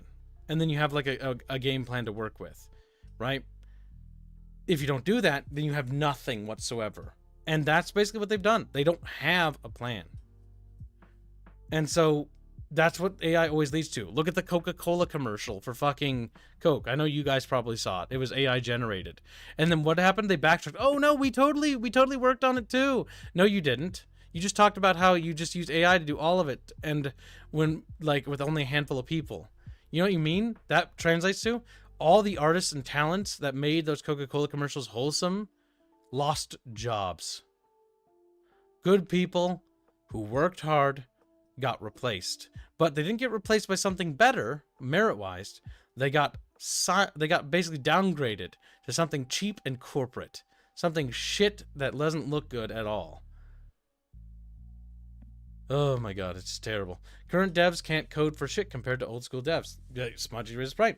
A lot of new developers that come in, not everybody, by the way, but there are a lot of less devs that are coming into the market that are as creative or as, like, robust in their skill sets. And they are getting a little bit weaker. And AI is also damaging the educational side of things as well. Like, this AI thing is becoming a whole rabbit hole thing. Because, like, we could talk about how it's ruining education because people will now cheat using AI and ChatGPT, and it's literally dropping the IQ of people across the world. Instead of people learning how to find information, they just go to search engine, and it's like, or no, not even that. They'll go to, like, Grok or, like, whatever, right? Yep. And they'll Grok, ask is this it. true? It's gonna lead to what I think should be called a Butlerian jihad. All right, we need a extremist answer to an extreme problem. You know what I mean? Like, we're gonna have to wage a war against the thinking machines. Like, the issue is that you can't substitute everything with this thing, because if you do, everyone's just gonna become stupider. That's great. I mean, it's great for you because job security. It's like, Yeah. It's job security for me. You don't have to worry about it. It's I Bucky, get on the hardware. but for Bucky the will most be part. some like ancient squirrel with like a little wizard hat and shit, and like the other squirrels are all fucking brain damaged, so they can't one up him. When Bucky's gone, that whole piece of technology's gone. It's like ancient Rome technology when the people that knew how to maintain the aqueducts died and nobody was trained how to. Like, it's just gonna collapse. Bucky's that person. He knows how to fix the aqueducts, but nobody else knows. Nobody else. It's two world kind of things, right? So I know management side wise, when it comes to game development as well as just general business, people are really lazy and don't want to do their jobs. It's just the simple fact of the matter. So they'll do anything that means that they increase their deadline and waste extra time. And on the other side of things, they're not allowed to actually develop those talents because they're getting replaced so quickly. They're just suckling out workers so they don't have to give them a raise. Yep, it really fucking sucks because it's like, oh, if you don't have the thing or the skill set that I need, I'm not gonna hire you. But the issue is the only place you would learn that skill set is in the field. So it's like, This is a an entry shitty position. We need you to have 5 years of work experience. master's degree, obviously. Yeah, obviously, yes. Yeah. So yeah, it's just a shitty situation. That's the danger of AI, and the problem, like, it's just a problem going forward that we're just gonna have to deal with. Like, there's no solution to it because these corporations aren't gonna stop using it. So The only thing you can do is be vocal and loud, like the Coca-Cola commercial. People like massively downvoted that. Anytime a corporation uses AI in their game, like brigade them. You know, like fucking make negative reviews, fucking leave comments. Well, the company may not actually care at the end of the day. If it's hurting their bottom line, they're going to be forced to care. Like, for example, like when a game isn't being fun, what do? You let them know, and then you just stop playing the game. And then you just wait for it to either get better or you don't. Now, if it's still fun, you can still play it, but you should be vocal. Being vocal is always important. Saying that you don't like it and what you don't like and being loud about it. Letting others know, sharing those thoughts and having conversations about them, posting in discussions, leaving negative reviews, being talkative about it. Talk about it, engage with it. And yeah, that's the only way to really combat it. Like, you can't be silent about it. Like, if you have apathy and you don't care, I mean, that will show because that will affect it. It is a solution, but you should try to push yourself to talk about it a little bit. Because if you push yourself to talk about it, then at least you're generating some ruckus. And ruckus is better than nothing, because nothing, that just gives the corporate people who made these decisions an easy out. Because then they can just be like, well, the player count's actually dropping due to the fact that we're not diverse enough, actually, on staff. It's like, yeah, that... Like, if people are loud enough, then they can't really hide from it, right? Like Halo having sprinting. That's going to get cut. There's too much vocality behind that. But is that enough to fix that game? No! If they just cut sprinting, it'll still be shit. Like, you gotta do more than that. Like, that's a tiptoe, that's a step in the right direction, but it's not enough. It's the method behind the madness you need to fix, not the madness itself. India, what's the point of a new Mass Effect? 343. There's no tally. I like how India will never see like the tally romance at this rate. Cuctio. Chatfish. What's the canonical ending of 3? Because I think they would make sure that all the Did they announce the characters are I mean, go alive. ahead but let's not go back to Mass Effect. We already touched that. So, Okay. next up is AMD clarifies commitment to support for RDNA 1 and 2 based GPU company backtracks on RX 7900 series USB-C functionality update. So Bucky, this is your article. What's going on with AMD as a graphics card company? AMD wants to stop supporting RDNA 1 and 2. So, and you know how they put out driver updates for video games and stuff like that frequently for their GPUs? Yep, so to make sure they work. Yes, they've decided to stop supporting the 5700, the 5000s, the 600s, or whatever the fuck. So the 5th gen, 6th gen GPUs, and it branched them off into a secondary priority updating queue. So they're gonna not get so- updates as quickly. Yes, and it's because they want to continue forward with RDNA 4 and the focus on those. The problem is that they're antiquating a RDNA 2, but RDNA 2 has the 1600, like the 6700s or whatever the fuck it is. Those are still being sold, like in actual products today. So they're antiquating it now. They're signaling that they Yes. really want to get out of that particular. That's but they're bad. still selling Yeah. still like a very predominant amount of cards, and like People pre-built, right like, now are buying PCs. PCs right now with Yes. this stuff in it. Yes. And then they've you see how it says company backtracks on RX series USB-C functionality, and this is updated after the clarification. So Andy clarifies commitment, and then now this article has been updated again. So they've been in a shit show spiral. So basically, they Over. made that decision, which was bad, which is what led to that huge blowback, and then they immediately backtracked it, and then this article was updated with that backtrack. I mean, of course they're gonna have to backtrack. Like, you can't fucking cut support, or well, they're not necessarily cutting support, but basically, like you said, they're antiquating it. They're Yes. not prioritizing it. Yet you're selling this stuff on the front as if Sunsetting current models that you're selling. Yeah, because they're starting to Correct. sunset current models that people are buying right now, and that's bad because in the industry. And look, the 6000 series is less than 4 years old. Oh my god, it's less than 4 years old. So like, the thing is, Yes, do they eventually have to pull support for certain GPUs? Of course, after a certain amount of time. But it's only 4 years old. Usually, that doesn't happen until things are like about 10 years old that they start pulling the plug on it. 10 If or not Do you know 8. how older. old? You know how old the 1080 Ti is? How old? Almost a decade, almost. Yeah. Like around it Hey, takes about like a decade before they start pulling the support for those things. Before they start thinking And- about it. And it still has minor security update support.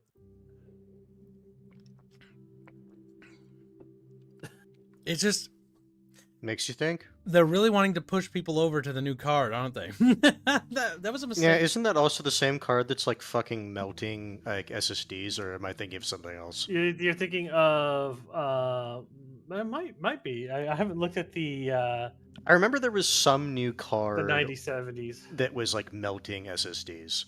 Or I remember hearing about it. I'll word it that way.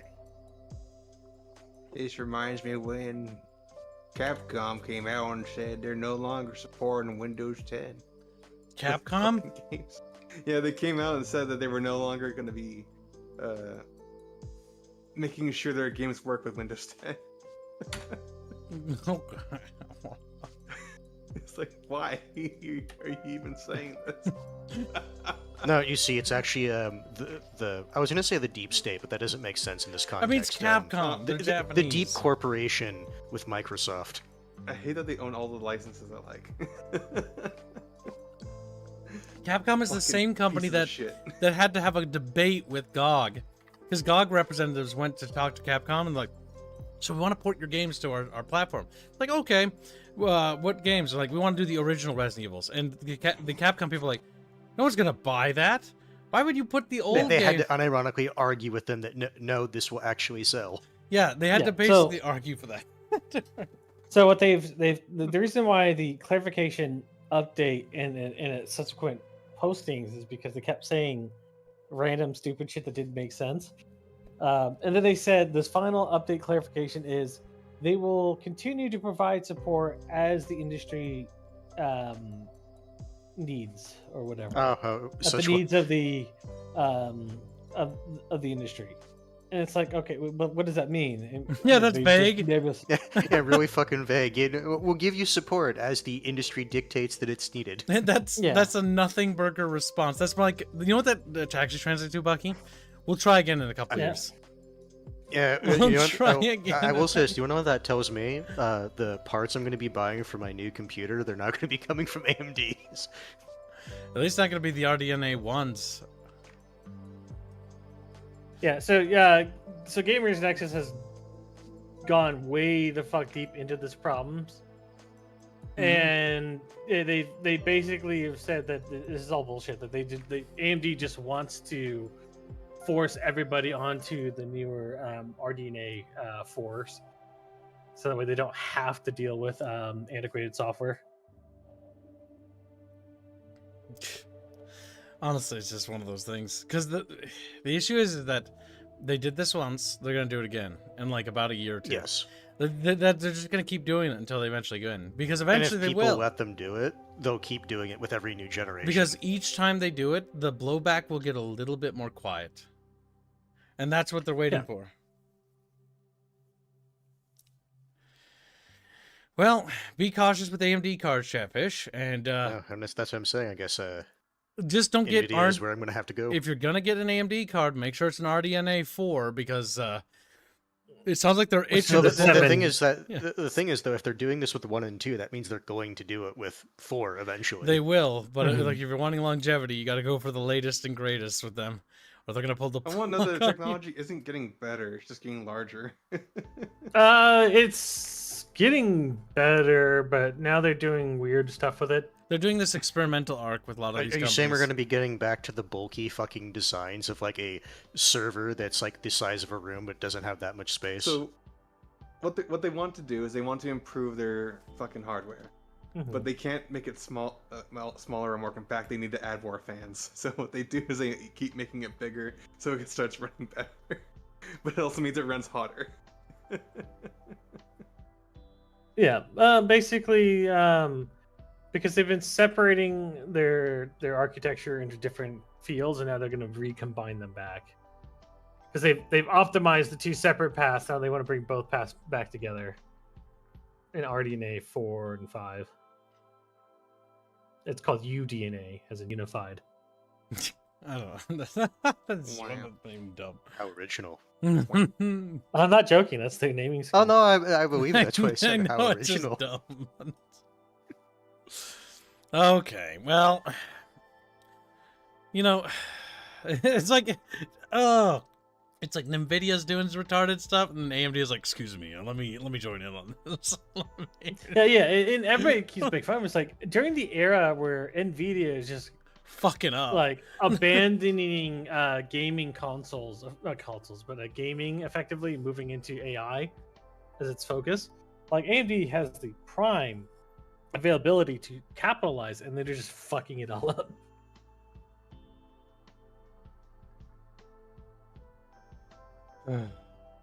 It just doesn't end with these guys. It just doesn't. Because for a while there, Nvidia was fucking up so bad, it looked like AMD was going to jump on this as like a massive W. And then AMD proceeded to just like fucking crash into this shit instead. AMD looked at Nvidia. Hold my beer. Hold my beer. Oh, I'm sorry, buddy. I want to make sure that you don't look too good. They're fucking, oh my god. Ugh. So yeah, just be cautious when buying your graphics cards, now more than ever, with both Nvidia and AMD. There is no clearly right side here. They're both kind of being a bit sketchy. And yeah, the thing about the latest cards is they're going down these weird things like, oh, this card's really good with AI generation. It's like, you know what that means to me? Fucking nothing. I don't want it. That means that's a massive price tag for something I'm not going to use. Yeah, because I don't like AI frame generation. You know why? Because it makes my game look like ass. Because frame Well, generation not only isn't that, good. It's ass. I will maintain AI frame generation does not make a gameplay better. No. Which is what people actually want. It also doesn't, like, if you want to play multiplayer games, it's the worst thing you could possibly do.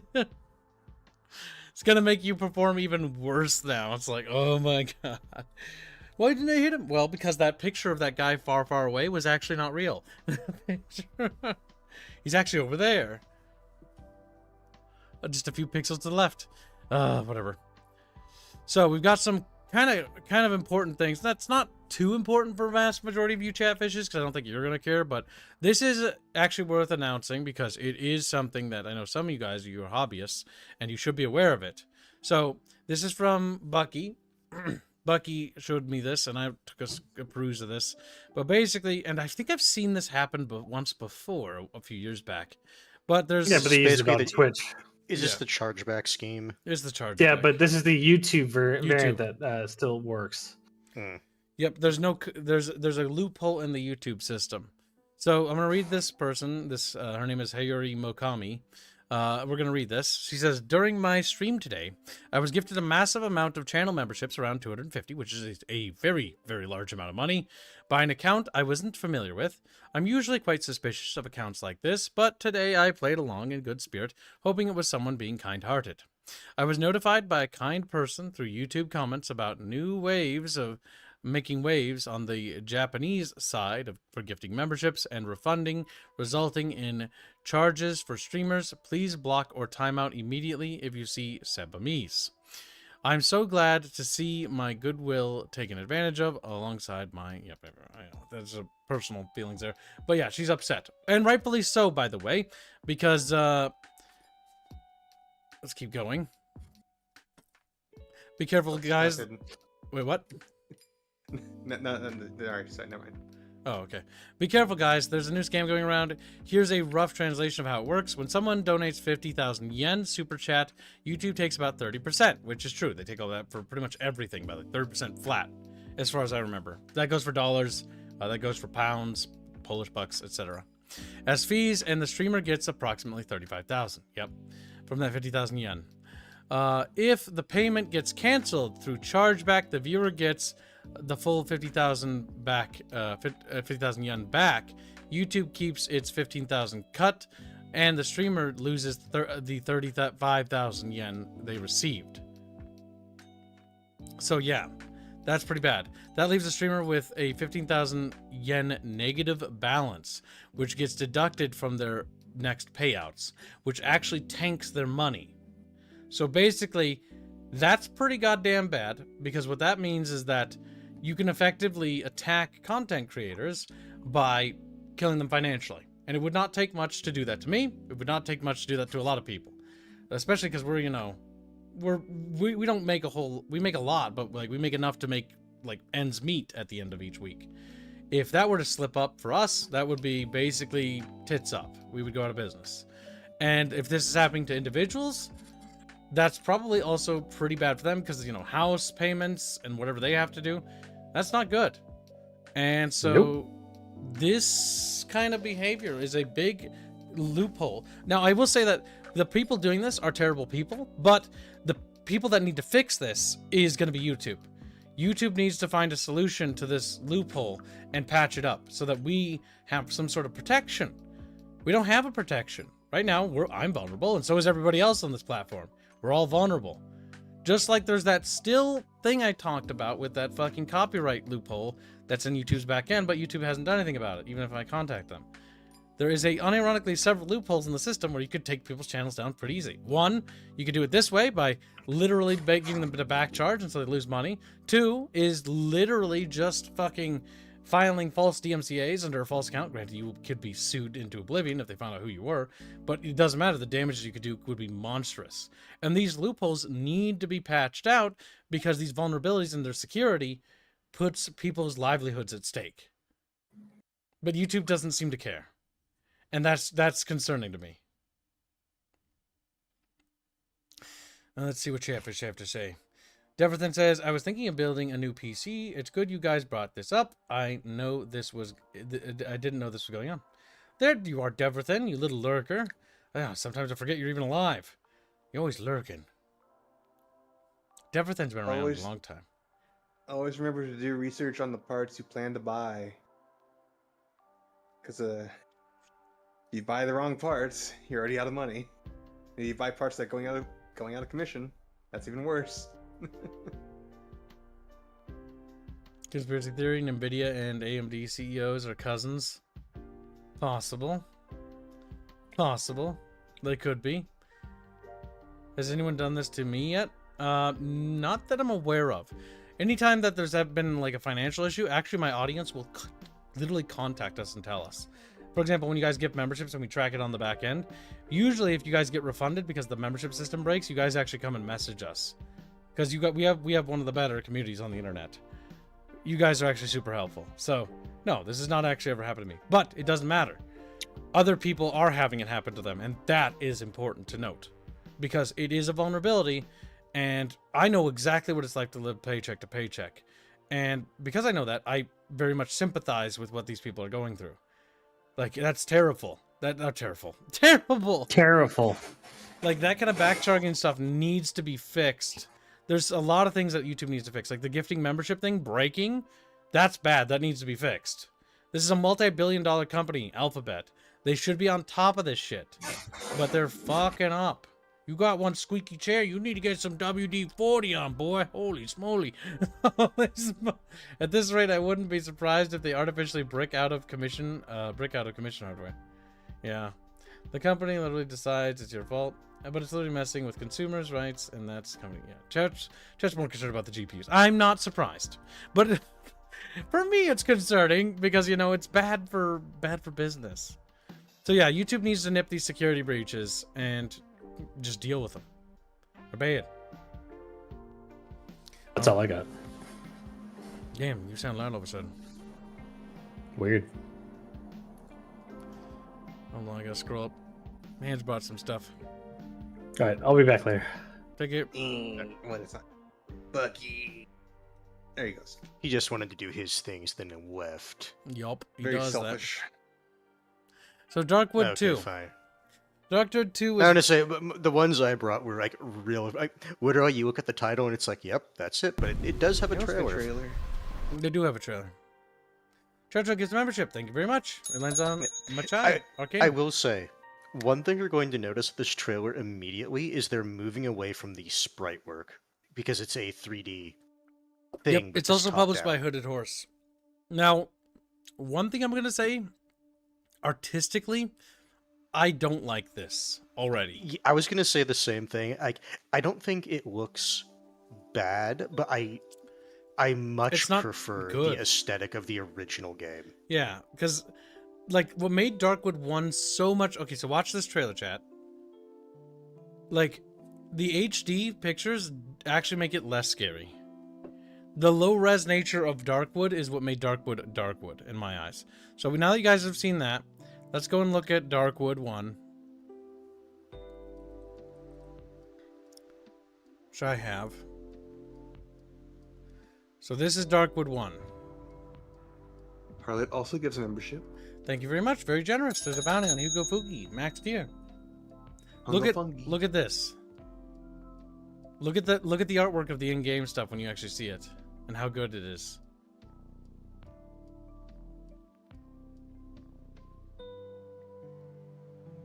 It's unironically better. In fact, I think when they do these like 3D shots, I think those are worse actually. No, unironically, I think because it is like 2D sprites and it's kind of not as like high definition, it lets your brain fill in the gaps for what stuff is supposed to look like, which adds to it. Yes. Like the more like this gameplay is perfect. And I honestly think the cutscenes are actually not as good as the gameplay.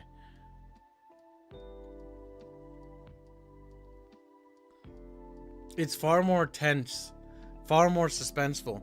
That low-res pixel art style actually lended itself well here. I think 3D has its places, but I think this was a downgrade in my eyes. And this is a sad, because I really like Darkwood. It was really fun. But I don't think I want to ever play it again because it was very scary and creepy. But yeah, look at that, right? Like, look at how creepy that is. Darkwood looks beautiful. Hell, this style is better here. The low res nature, because I can even count the pixels. You can see how it's like sort of like pixelated, like steps on the face here as it goes down. That low res nature, unironically, makes this better. Low res is actually a strength of Darkwood, not a weakness. Well, it's a strength of horror in general, having low res, because again, like your brain fills in. Wait, the studio's not related to Darkwood 2? What? Hold on. Really? I did not realize that. Darkwood 2. The main studio isn't actually Ice Pick Lodge? I mean, it says right there. The Pathologic devs. So They're working with Horse. okay, so It's not even the original why- devs. why are the Pathologic devs working on Darkwood 2? I have no idea, but I feel Unless- like in association with the Wizard studio, the original studio. Okay, so maybe they came along asking if they could make a sequel to Darkwood, and that's why. It's possible. Maybe no one like who made it originally like wanted or had any interest in doing a sequel, and then they came along and it's like, hey, we want to try our hand at this, and they're like, okay, but It's okay, Dad. yeah. This game is an acquired taste. Well, I mean, the original game. Yeah, so let's back that up. Like, hold on. I'm gonna fucking stop you right there, video game. I'm gonna stop you right there. You tried to cut, but I think you failed.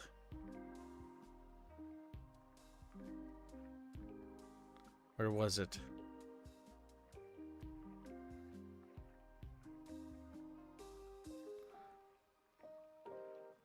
That's just not scary. They did a flash cut there. Yeah. Like it's not very scary. Yeah, because then they tried to flash cut like that to be like, oh, like creepy, you know, like real quickly. Like that's just goofy looking. 3D works in certain situations, but what made Darkwood work originally was the sort of like creepy nature of it. I'm not very sold on this new art style. I think it could be creepy and it might be scary still, but like the dog laying on the ground wounded isn't the same. It just doesn't give the same feeling of like tension. So I'm not sure. Yep. I'm not sure how I feel about that.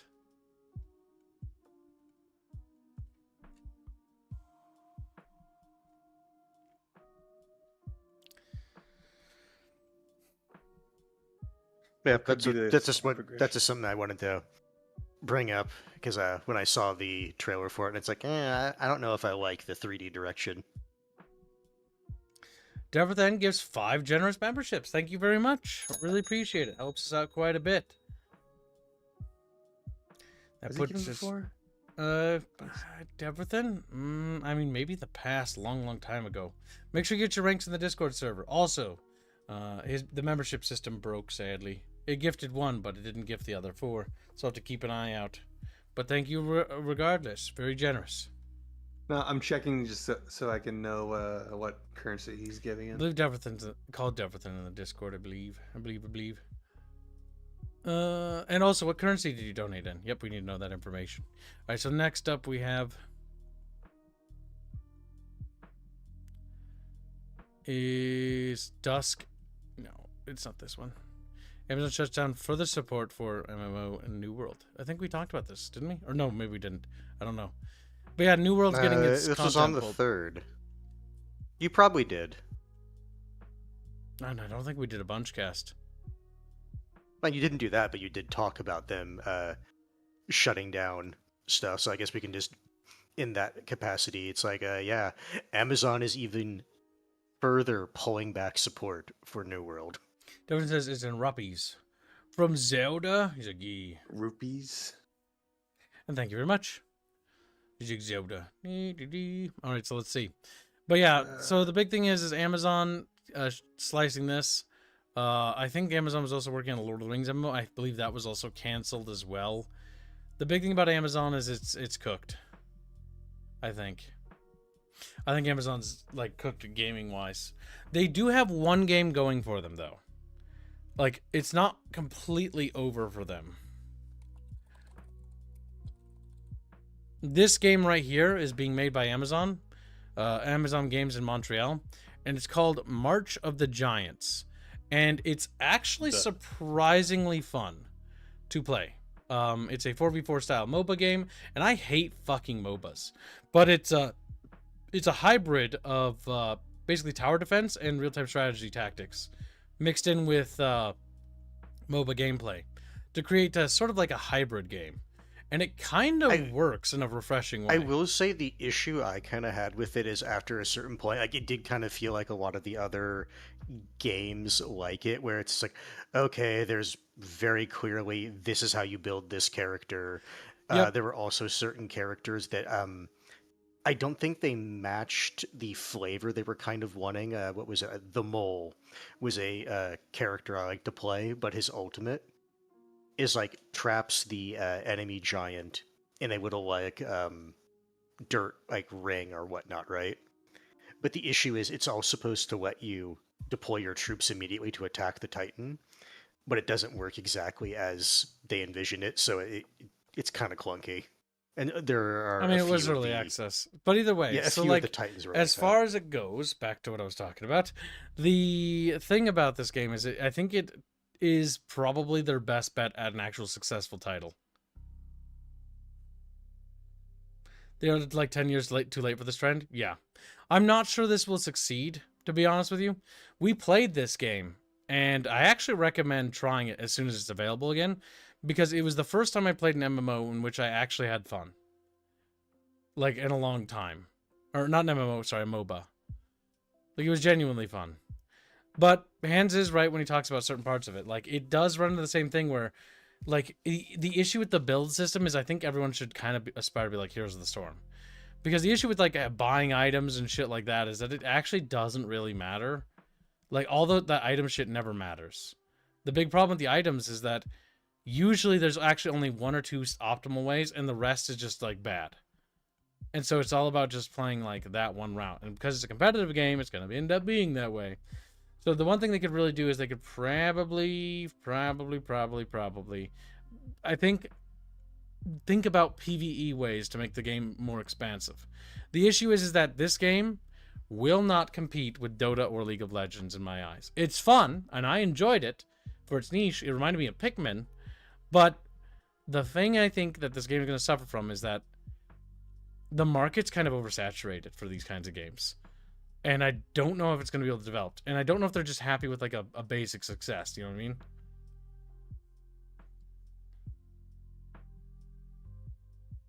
No, you don't know what I mean? Is that why you're silent, Haynes? Haynes don't know. Haynes. No, sorry, I had to take off my headset for a second. There was a weird noise outside. Can you repeat that? I was gonna say, for me, I think the issue this game is gonna suffer from is that while it is fun and I do like it personally, I like it quite a bit. In fact, I wouldn't mind playing it again. But the issue I see with this game is that there isn't a lot that sets this apart from like Dota, League of Legends, or Smite. Besides like the Pikmin stuff and the tower defense stuff. Not really. Yeah, like the troops and you being able to control them is the only like unique thing. But here's the thing: while it's unique, I don't think it's unique enough To really set it to apart. actually Yeah. draw people away from the other like major titles. I think this game will launch. I think people will come by and they'll have a lot of fun with it, and then they'll just put it down, and then they'll never pick it up again. And it'll be another game that gets abandoned. It's got really cool art. It's got really cool music or sound effects and stuff like that. It's fun, and the abilities and the characters are fun to play. But I think the issue here is that they should be thinking not about PvP. Like, I know that's probably not what anybody wants to hear in this genre, but I think you should be thinking about a PvE experience to help accentuate this game. Like, I genuinely think that instead of actually making it PvP focused, which seems to be what it is make it like a campaign, and you have like a war map that you like push like tiles and you take over territories, and it's got like, you know, like a grand campaign map, and it's like this trench warfare, you know, with giants pushing front lines. It's like Attack on Titan combined with World War One, combined with, you know, a MOBA, combined with Pikmin. It's actually kind of cool. But if you added like some sort of unifying metagame to this, I think that would help. Not like a super deep metagame, but like something that would make this bigger. You know what I mean? Like there's like a war between two nations, and you're actually like taking. There literally is a war between two nations. There's two sides. Yeah, in this conflict, yeah. But I mean, expanding it with like a metagame, and like a campaign map, and like Sure, yeah. taking over territories, and like some sort of meta progression. Because the issue I see this game suffering from in the long run, do you imagine it should be more like Air Mech? Yes, I think that they should take a page from Air Mech, because the reason why Air Mech stuck around, and Air Mech still like has like occasionally decent sales over time, if I remember right, though it's been many years since Air Mech has been brought up to me. Air Mech was a MOBA that was very unique. It was a mecha game in which it was a MOBA where you could transform into a plane and transform into a battle mech. And you could build tanks and vehicles and like launch attacks, and you could like even move vehicles around and like command them in kind of a way. And so it was a really, really, really, really cool idea, right? Because it tried to do something very innovative with the MOBA genre. And it did it in a way that was like, let's focus on PvE, let's focus on campaigns and like the different campaigns you can do and stuff like that. So there's more of a PvE focus. And that is what made Air Mech survive, when Air Mech, if it was PvP focused, would have completely evaporated, in my eyes. But they didn't do that. They carved out a niche, and they managed to earn a decent amount of money, and made like a couple of big expansions, and basically walked away with a nice chunk of bucks. I think this game should do the same thing. I think that they can do the PvP stuff, but it shouldn't be the primary focus. Air Mech was an RTS that turned into a MOBA? Kinda. I mean, sorta. MOBA is the arena shooter? What? No, MOBA's not an arena shooter. What? Come here. Start beating him. He's like, Air Mech basically turned into more of like a PvE RTS over time. Air Mech does have features that no other MOBA's ever touched or imagined. Yes, they do. They also were very, very, very experimental. They thought outside the box. They took risks. And I think it's honestly, when I think of MOBAs, there's a couple of MOBAs that come to my mind. And it's never League or Dota or any of those things, because they're forgettable. They're just a dime a dozen. Heroes of the Storm was kind of like refreshing. But like Monday Night Combat was fun. But like the thing that I think of is like, I think about like that weird one. What was it called? Demigod by Gas Powered Games, which is just weird. That's maybe why that one's memorable. And then I remember Air Mech, because Air Mech was like, let's try to be different, and let's try to do something actually unique. Galaxy Spanning Organization fight against threat, simultaneously researching technology. Previous civilization left behind, rinse, repeat.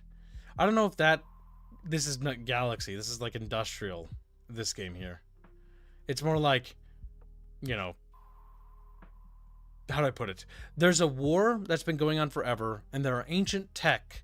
Because in this lore for this setting, because I did read up about this game, there is, what do you call it? There's like ancient tech from the beginning of the war that was used when the war started, and there's these relic tanks and like auto tanks is what they're called, and these machines are like automated, but nobody knows how they were made or how they work. And you can capture some of these auto tank things to use against your opponents, but once they're destroyed forever. And so it's like, you know, this war's been going on. They basically been slowly walking backwards in terms of technology. The big thing that they basically have technologically that's kind of changing the war is that they've created these giant like creatures out of these people, and these giants are what actually are changing the tide of the war now. So it's finally starting to break its stalemate. That was the synopsis that I got out of the reading of the character text. But again, they didn't really give a whole lot. Which again, it's a really cool concept that there's this weird war that's been raging forever, and sort of like these trench warfare, where there's these huge walls. Because what they don't show you in these pictures is that there's this massive wall that's constructed on the end of either map. On the border of the map, yeah. And basically, they usually never push that far. Or when they get pushed there, they usually get repulsed, and so they're back into fighting in the streets, back in, you know, the no man's land kind of area. It's a cool concept, and it'd be really cool to see them explore it.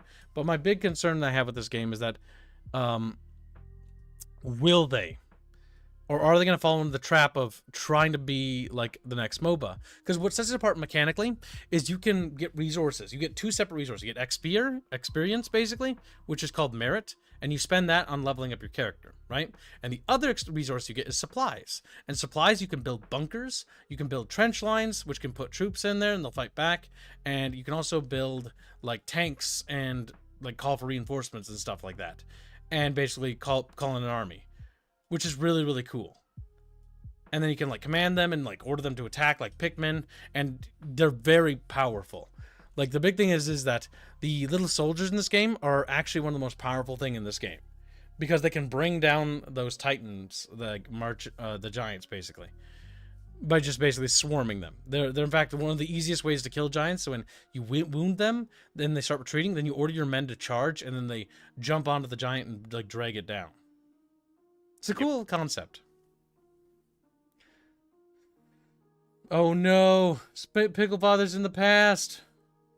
He's typing. He says the funny thing about space whales is that they exist, Reapers, because like we're not even talking about that. He didn't hit the live unless button. he was like in his car driving and he just desperately wanted to like comment that at some point, and then as soon as he got home, he typed it out. True. That could be the case. The next subject we Or is have it is behind? Dusk is now. Dusk is that shooter, by the way. That's kind of a throwback to Quake. Is now available on our Xbox. Xbox. Because it's one of those things, like, I heard it came out for a bunch of things, and I didn't realize till looking at this, it's like, was it actually not out on Xbox? Like, I guess not. Yep. So for those Xbox fishies out there who've always wanted to try your hand at Dusk, you now can. It's now on Xbox. It's always good to see more games reaching other people so they can get it tried. The big thing about Dusk that made it kind of special is it's very much a arena style shooter. You want to be mobile, you want to run around, you're hopping around, you're doing backflips and stuff like that. Oh yeah, it's definitely a mobility shooter. Fuck keyboard. They keep advertising Put it that on the- Republic of put it on Gamers the- Xbox thing so much. Oh my god.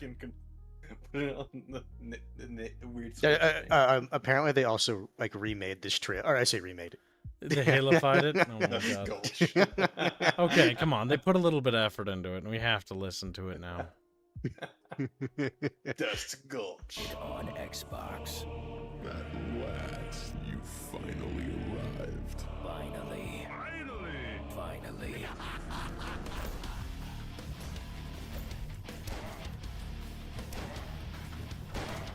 120 FPS.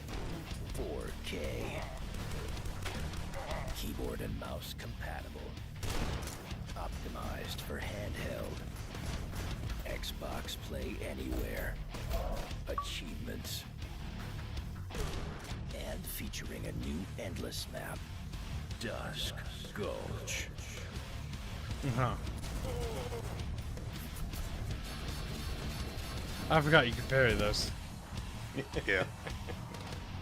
Out. I want to say, like, everyone who's played like Halo, as soon as they see the font, I know what they're referencing. Feeling I'm not supposed to be here. I need a weapon. Scrub-a-dub-dub. Don't worry. I saw John Romero do this on a stream once. Bullseye.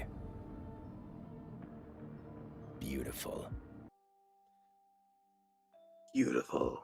So yeah, if you want to play Dusk on Xbox, now you can. Just like, woo! Chatfish want me to look at Sword Hero real quick? If you have Well, anything else, Prav chat, does. now you can. Well, he's a Chatfish. Yeah, but is he all of chat? I don't think so. Just saying. He's a Prav. Let's take a look. This is Sword Heroes, developed by Frostware and published by Critivo. Don't recognize either of them. Dozens NPC routines, memory, crime, reputation. Okay, so they're going for like an immersive sim style game. A limb-based directional combat system and many more become well known. So basically it's one of those sort of immersive sims. The world remembers who you are. There's a crime system. Okay, that's kind of interesting. Let's take a sneak peek at it, shall we, chat?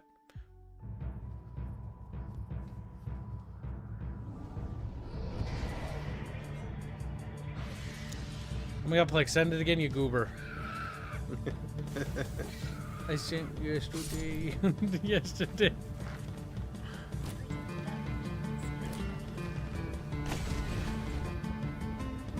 I'm going for like a rustic look. I'd think twice if I were you. I point out to Prav, this looks like Witcher. Like Witcher 1 It does. specifically. No, unironically, it does. This looks like Rune. No, but the attack animations for the sword where you're swinging it around. Oh yeah, Like- that does, yeah. Oh my god, fucking the sound effects. Yeah, and you can also kick people into environmental hazards, it looks like, too. Look what he's wearing. We're rich. No, don't touch that, you fool. Or better yet, let's leave this cursed bastard right where he He is. lost his arm. There's a 'Cause fucking you're in train. But you have no gold. You have no gold. Oh well. You can still use our physician, but you'll have to pay double later. Or else. Okay, so Our there's like physician. machines. Okay, so you can get that. And now you want armor. I still have this old scent. Not as fancy as what them soldiers get for pledging their loyalty. First, you'll pay me back, lad. And steel. Cheeky breaky. It's the Simon Says game. No. Lockpick minigame's not a big fan of, but I'll whatever. call for help if you. I don't care how you did it. Pleasure doing business with you. It's definitely interesting. Hey, if you want a weapon as well, then you'd better learn how to forge one yourself. Nearly everything made here gets sent straight to the mainland. Or buy a few Crafting. spell scrolls. And if you want to try out that new armor of yours, He's got there's this fist old lightning. catacomb north of the city. It's been infested with undead for a while. You do notice that it has locational The damage captain too. could which is even neat. reward you for clearing it out, Mhm. on top of whatever you find in there. Wall That is, running. If you decide to stay here with us in Westport, not get swayed by the Neo-Westlandia heretics, or those lunatic pelt folk in the mountains. Oh, Pelt and folk. one last thing before you leave, stranger. He talked about factions. Caught a glimpse of that fancy medallion you carry. For your sake, hide it better. Don't let anyone see it. Lore stuff. Okay, I mean that's kind of quaint. It's sort of a throwback, a little bit like immersive sim kind of looking to it. Let's see what kind of genres have been ascribed to it so far. Choices matter, dark fantasy, exploration, open world, third person, immersive sim. Yep, I nailed it on the head, though it's pretty easy to tell when the game has mechanics like that. Surprised no one's put fucking dating simulator on it either. Not yet. There's a demo available. We should plop that on the old wish list, though. Looks like we got a big map. Scale of Wait. Alpha 1. So that's the region they're working on at the moment. But yeah, India says, I it's think also got a it's Steam solo Workshop, dev. which is also a plus. Modability. Yeah. I think it's a solo dev game.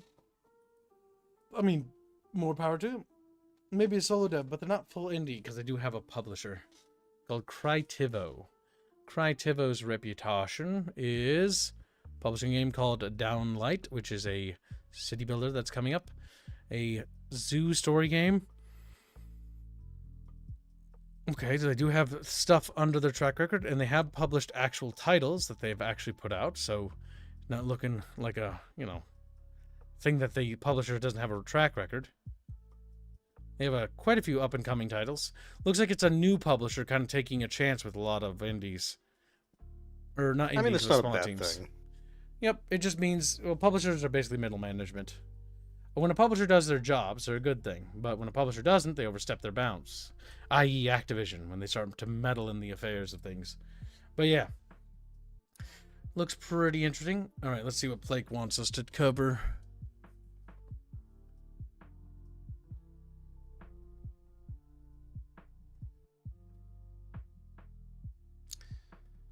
Marble sent me this. Where the heck is the thing Blake sent?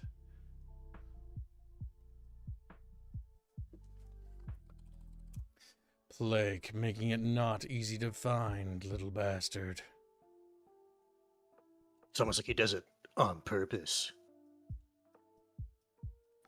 And then a bunch of friggin' pictures I have to look at. Fuck. Or And- his fucking be right back screen. He made it, okay? That's Blake. I know. Yeah, I just can't get over it. It's a Blake thing. It's just play things. Yup. Alright, so let's see. Misery Steam page is striked by GSC Games Worlds. GSC sounds like a Slavic company. If I right click GSC. That the Stalker Publishers developer? Oh, let's just fucking read it. Fuck, what am I doing? So today we received 2 pieces of news. One, we won a community popular vote at the Dev GAMM Awards, surpassing juggernauts like Heroes of Might and Magic Golden Era. Good game? Yeah, the Golden Era was a good game. This is apparently from the developer. Another, GSC Game World attacked Misery with a DMCA strike, and the store page is now suspended, so you cannot buy the game at the moment.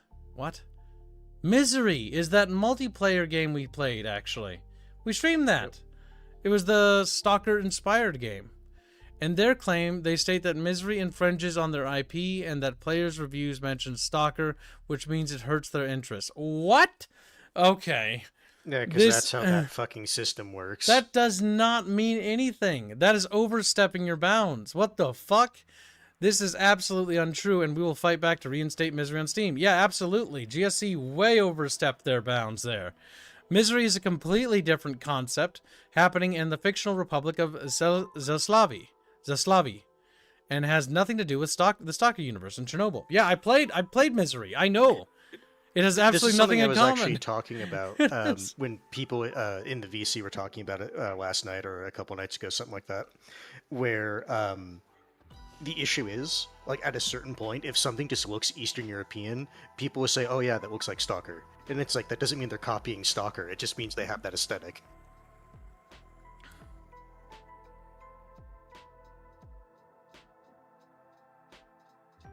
Okay.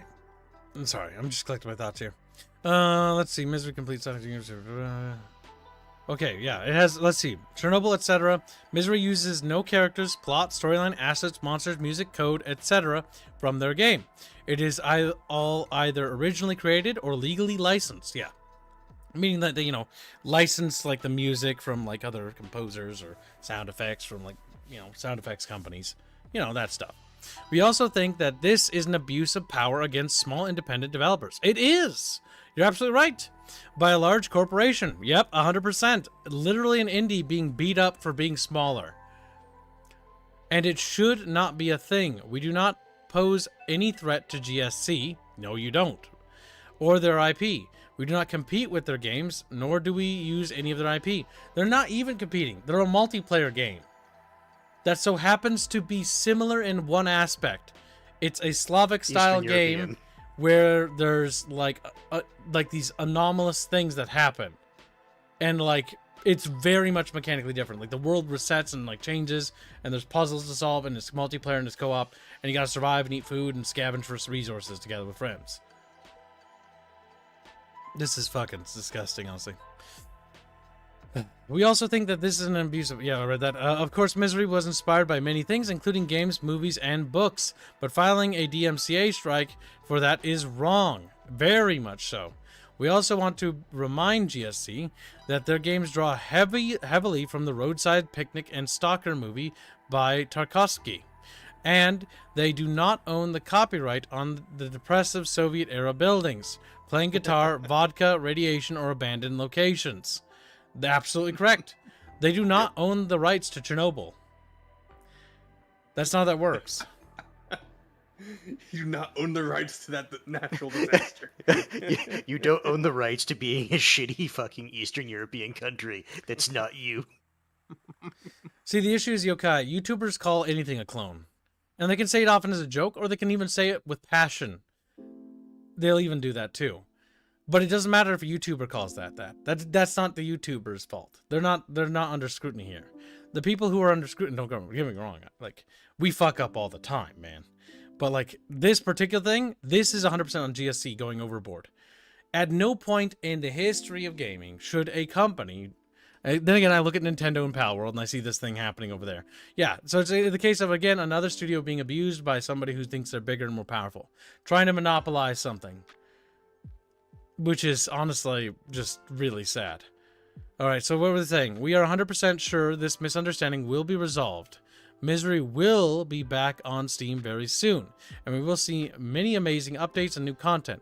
This is very unfortunate and painful for us. I understand your pain, dude. I can feel it.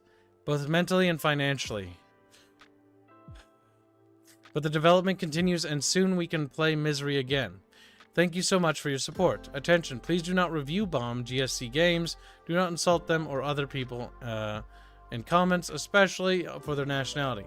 We do not want or support that. Yeah, they don't... All they want is their game to be on Steam. Like, I wouldn't even blame them if they did, because they'd be angry. But they're still handling it relatively respectfully. Granted, you have to, but still. It's one of those things where it's like, man, that sucks, dude. That's actually really bad. Yeah, dude, hang in there, buddy. But, like, the big thing is that they need to get their game back on Steam. And, yeah, we do need to raise more awareness about that. I might do a separate thing on that. Let's see what else did Plakey sent me. Status update. We are under attack. Misery Steam page is striked by GSC Games. Here are the details. So today we received a piece of news. We won a community popular vote, which is good. Yeah, they did. People liked their game a lot, and actually were having a lot of fun. The game was actually seeing a lot of big success. The DMC takedown notice, a game on direct to Steam. A copy of notice, I can't really make that out. Another GSC game world attacked Misery with a DMC strike, and the store page is now suspended, so you cannot buy the game at the moment. This is not just, like, oh my god, this isn't just a fuck up. This is financially horrific. So, now, you could be like, oh, Kibbs, like, the drama of this is going to drive up sales over time, right? The more people will come and buy the games of sympathy. That doesn't matter now, right? It's like, okay, let's say that happened to, like, our channel. Our channel went down for a bit. Well, you know what happens if we don't make the weekly goal or the monthly goal by the end of the month? We go out of business. Well, we don't go out of business, but, like, several people lose their job. All right? That's what happens. And, like, people are gone. And now they're gone for good. Oh, but you got more money later. Yeah, now they're gone, though. Like, they got different jobs. They're gone. Like, it doesn't matter. The damage is already done. Or, for example, let's say, like, he's paying, like, let's say it's even more down to the wire than that. Let's say it's down to, like, okay, it's like rent. Well, he couldn't pay rent. Now he got evicted. Now he lost his computer. He lost everything. Oh, yeah, he's getting sales now, but he's got nothing now. You know, you just can't do that. Or, like, his girlfriend leaves him. Like, the damages are so much more than what people, like, fucking realize when people do this kind of stuff. So, like, GSC doesn't, like, an apology isn't enough from them. Like, actions need to be taken.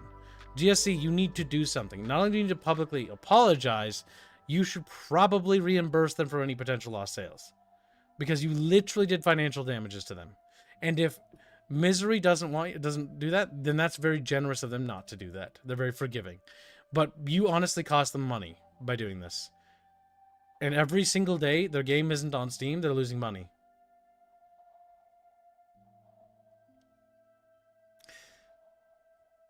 Dranclaw. Kibbs, don't act high and mighty. Nintendo might sue you for horse riding in your game. Oh no, because they patent riding. Oh shit, boys, we're going down. We're going down. Again, Summon a creature and it is really good that the U.S. Patent Office is like, no, we're re-examining that again. That's good for them, but the big thing about Misery is Steam needs to investigate this because this is clearly bullshit. They cannot DMCA Misery. Misery does not, and I'm not a legal expert, but I am a former copyright protection agent. Different thing, but for example, like just layman's terms, and we'll talk layman's terms, right? They're not using the same story. They're not using the same code. They're not using the same name. They're not using the same assets in any shape or form. They're not using the same sound effects. They're literally not advertising their game and with like using stalker photographs and pictures. They're not like marketing the game as Stalker. They're marketing it as Misery, a completely different clearly game. Misery. It is not Stalker. There's like, a big with logo on the Steam title of page. Misery. Yeah, Misery. Like This would be equivalent to like some company making a game that utilizes like NATO equipment, right? And then you're making a game, and then it's like, oh, okay, it's going to be like set using NATO forces, and that first company sues you because it's like, oh, you're stealing our aesthetic, and it's like, what? Like that's pretty much the only thing that that's the only thing they're drawing on, is that it kind of looks similar because it's in a similar setting. But that's about it. this would be like from Software DMCA striking Lords of the Fallen. England sister, where are you? What the fuck? Don't read Foxing. This would be like From Software's DMC striking Lords of the Fallen. Yeah, it would. It would be like StarCraft suing like Command and Conquer. I mean Blizzard suing Command and Conquer. Yeah, Blizzard suing Blizzard suing Westwood, or Westwood suing Blizzard, because they both made RTSs. You know what I mean? Like it's as retarded as that. It'd be like Killzone suing Halo. You know, it's they're not the same fucking game. They're not the same game at all.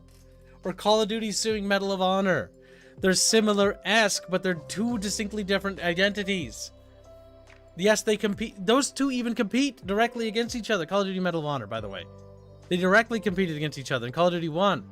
But even then, you didn't see Medal of Honor launching massive lawsuits like, oh, you're using our assets. You know what I mean? Like, oh my god. And if you did, oh my god. Then I completely missed some part of history there. But like, oh my god. I just can't believe that. So yeah, I think patent trolling might get worse in the future. You might be right. Patent trolling is bad. It probably will get worse until something is done. Governments actually start clamping down and either make harsher like SLAPP laws. I know SLAPP isn't necessarily the same thing as patent trolling, but it's a similar concept where they're specifically doing it just to push people out of the market. Yep. Oh man, it just sucks.